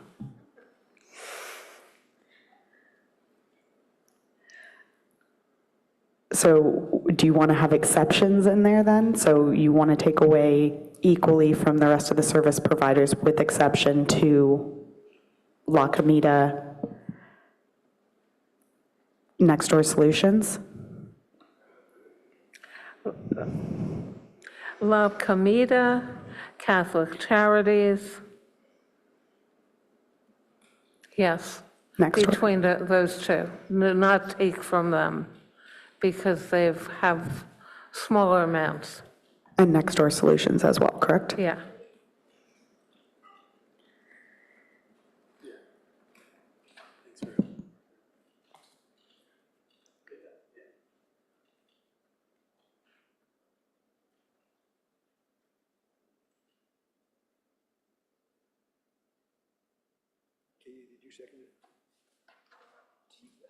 You want a second?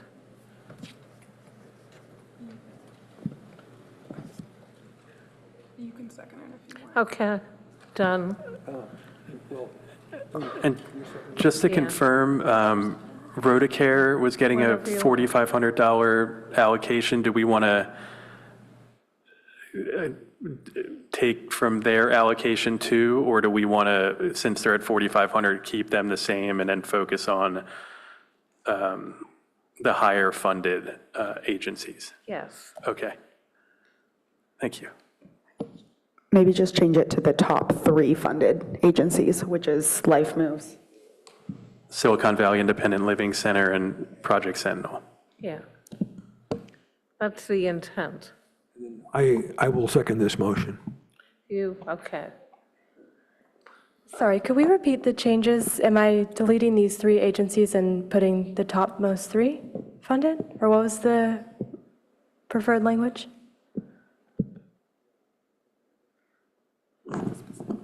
Yeah, so I think we can just delete what we're excluding and just say,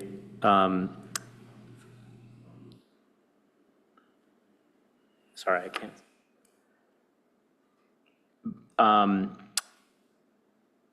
Funding to YWCA to 5,500 by decreasing funding from Life Moves, Silicon Valley Independent Living Center, and Project Sentinel.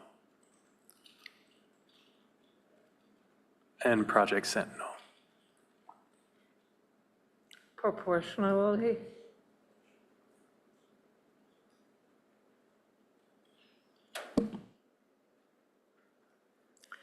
I accept those with my second.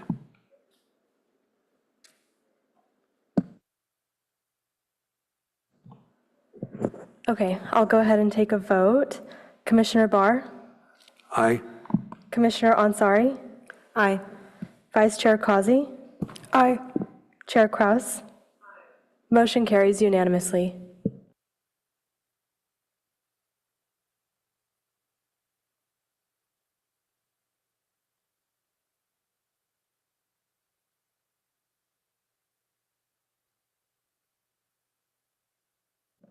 Chair Kraus, do you have any other recommendations? I think we don't need recommendation on. I have, do we need a resolution regarding the public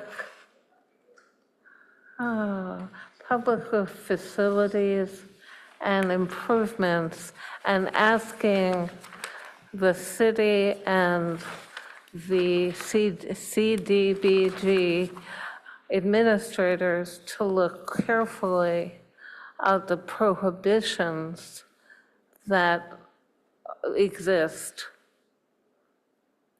regarding the additional $12,000. In other words, asking you to take a hard look and coordinate with La Comida and come out to some resolution. Yeah, I look forward to speaking with La Comida and, continuing the partnership and seeing how we can currently support and in the future do that as well.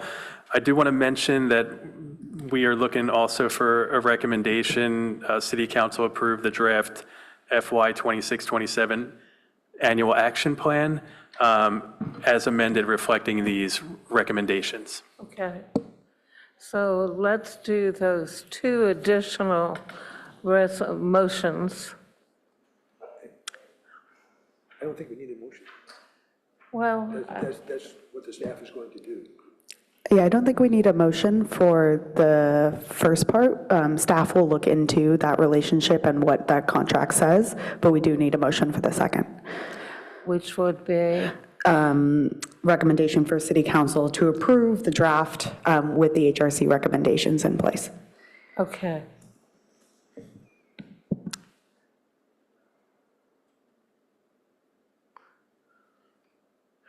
Yes. And who's the second? I'll second.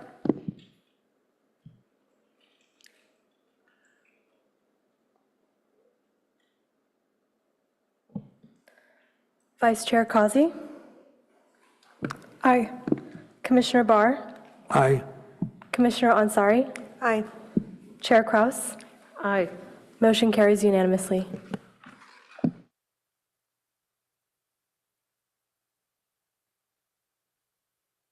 We want to thank you for all of this amazing work that you've done and being present to educate us appropriately. And we value the laborious work that, this is not simple. I literally had to sit and read this book meticulously twice to see everything. So thank you for your time. Yeah, thank you. This was a great discussion. I should have started with this. I just want to make one last comment is I want to thank all the applicants that applied to this NOFA for their time and effort in that, and also the great work that they do in our community.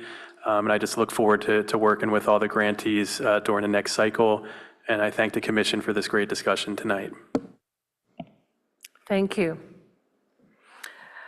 Okay, let's go to city official reports.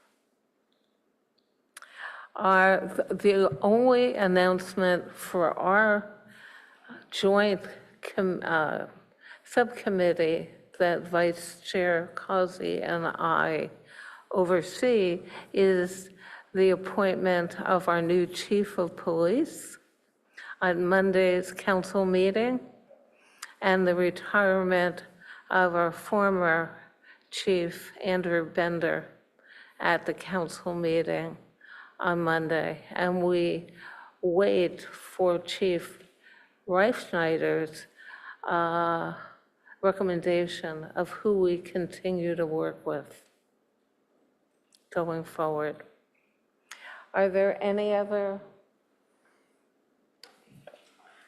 The CDAW subcommittee of myself and Commissioner Stimler met to prepare for the upcoming CDAW recommendations.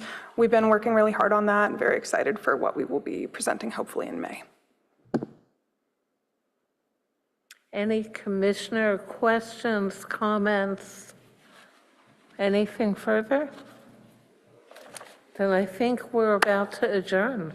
And thank you. Oh, you slipped in and I didn't see you. No worries. Thank you. I made it here just in time. I was listening to your meeting on my commute over here. Apologies for my delay. I had a prior commitment.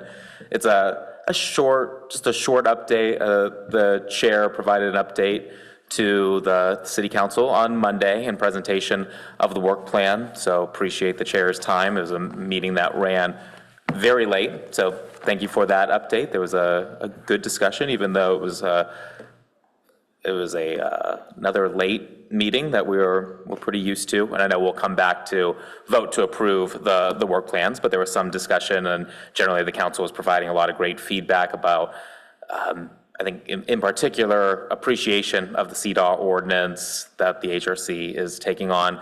We had another discussion on Monday night regarding the nonprofit, basically funding that was provided last year, and the discussion about how we might be able to modify some kind of modify the process for that. The HRC might be a little familiar with kind of that conversation. It was outside of our typical kind of requests from nonprofits that fall outside of his wrap or CDBG, and how do we handle those through the budget process? And so the council was discussing some of that. The HRC has come up during those discussions about possibly the HRC taking on a formal role through that. And I spoke about the commission's real expertise when it comes to interacting with our nonprofits across the city, and I think your real holistic view of those nonprofits that we have and kind of the gaps in services. And so as that conversation continues, there's a question whether that'll be able to be funded this year, given our about $15 million budget deficit that we're looking at in fiscal year 2027. But so that is an ongoing discussion, but I hope as that process gets tweaked, that the HRC will have really kind of a more formal role in that. So more to come. And then as far as just upcoming meetings to be aware of, on Wednesday, council will be discussing and potentially voting on the Churchill closure. So I know that's an issue that this commission has a lot of interest in, and both I and I think the full council really appreciate the focus that the commission has in your work plan on mental health and youth mental health. And so that's probably the closest agenda item that I would say is really relevant to the work that the HRC does. So that is my report. Thank you. Thank you. Sophie? No reports from staff at this time. Okay, we adjourn. Thank you.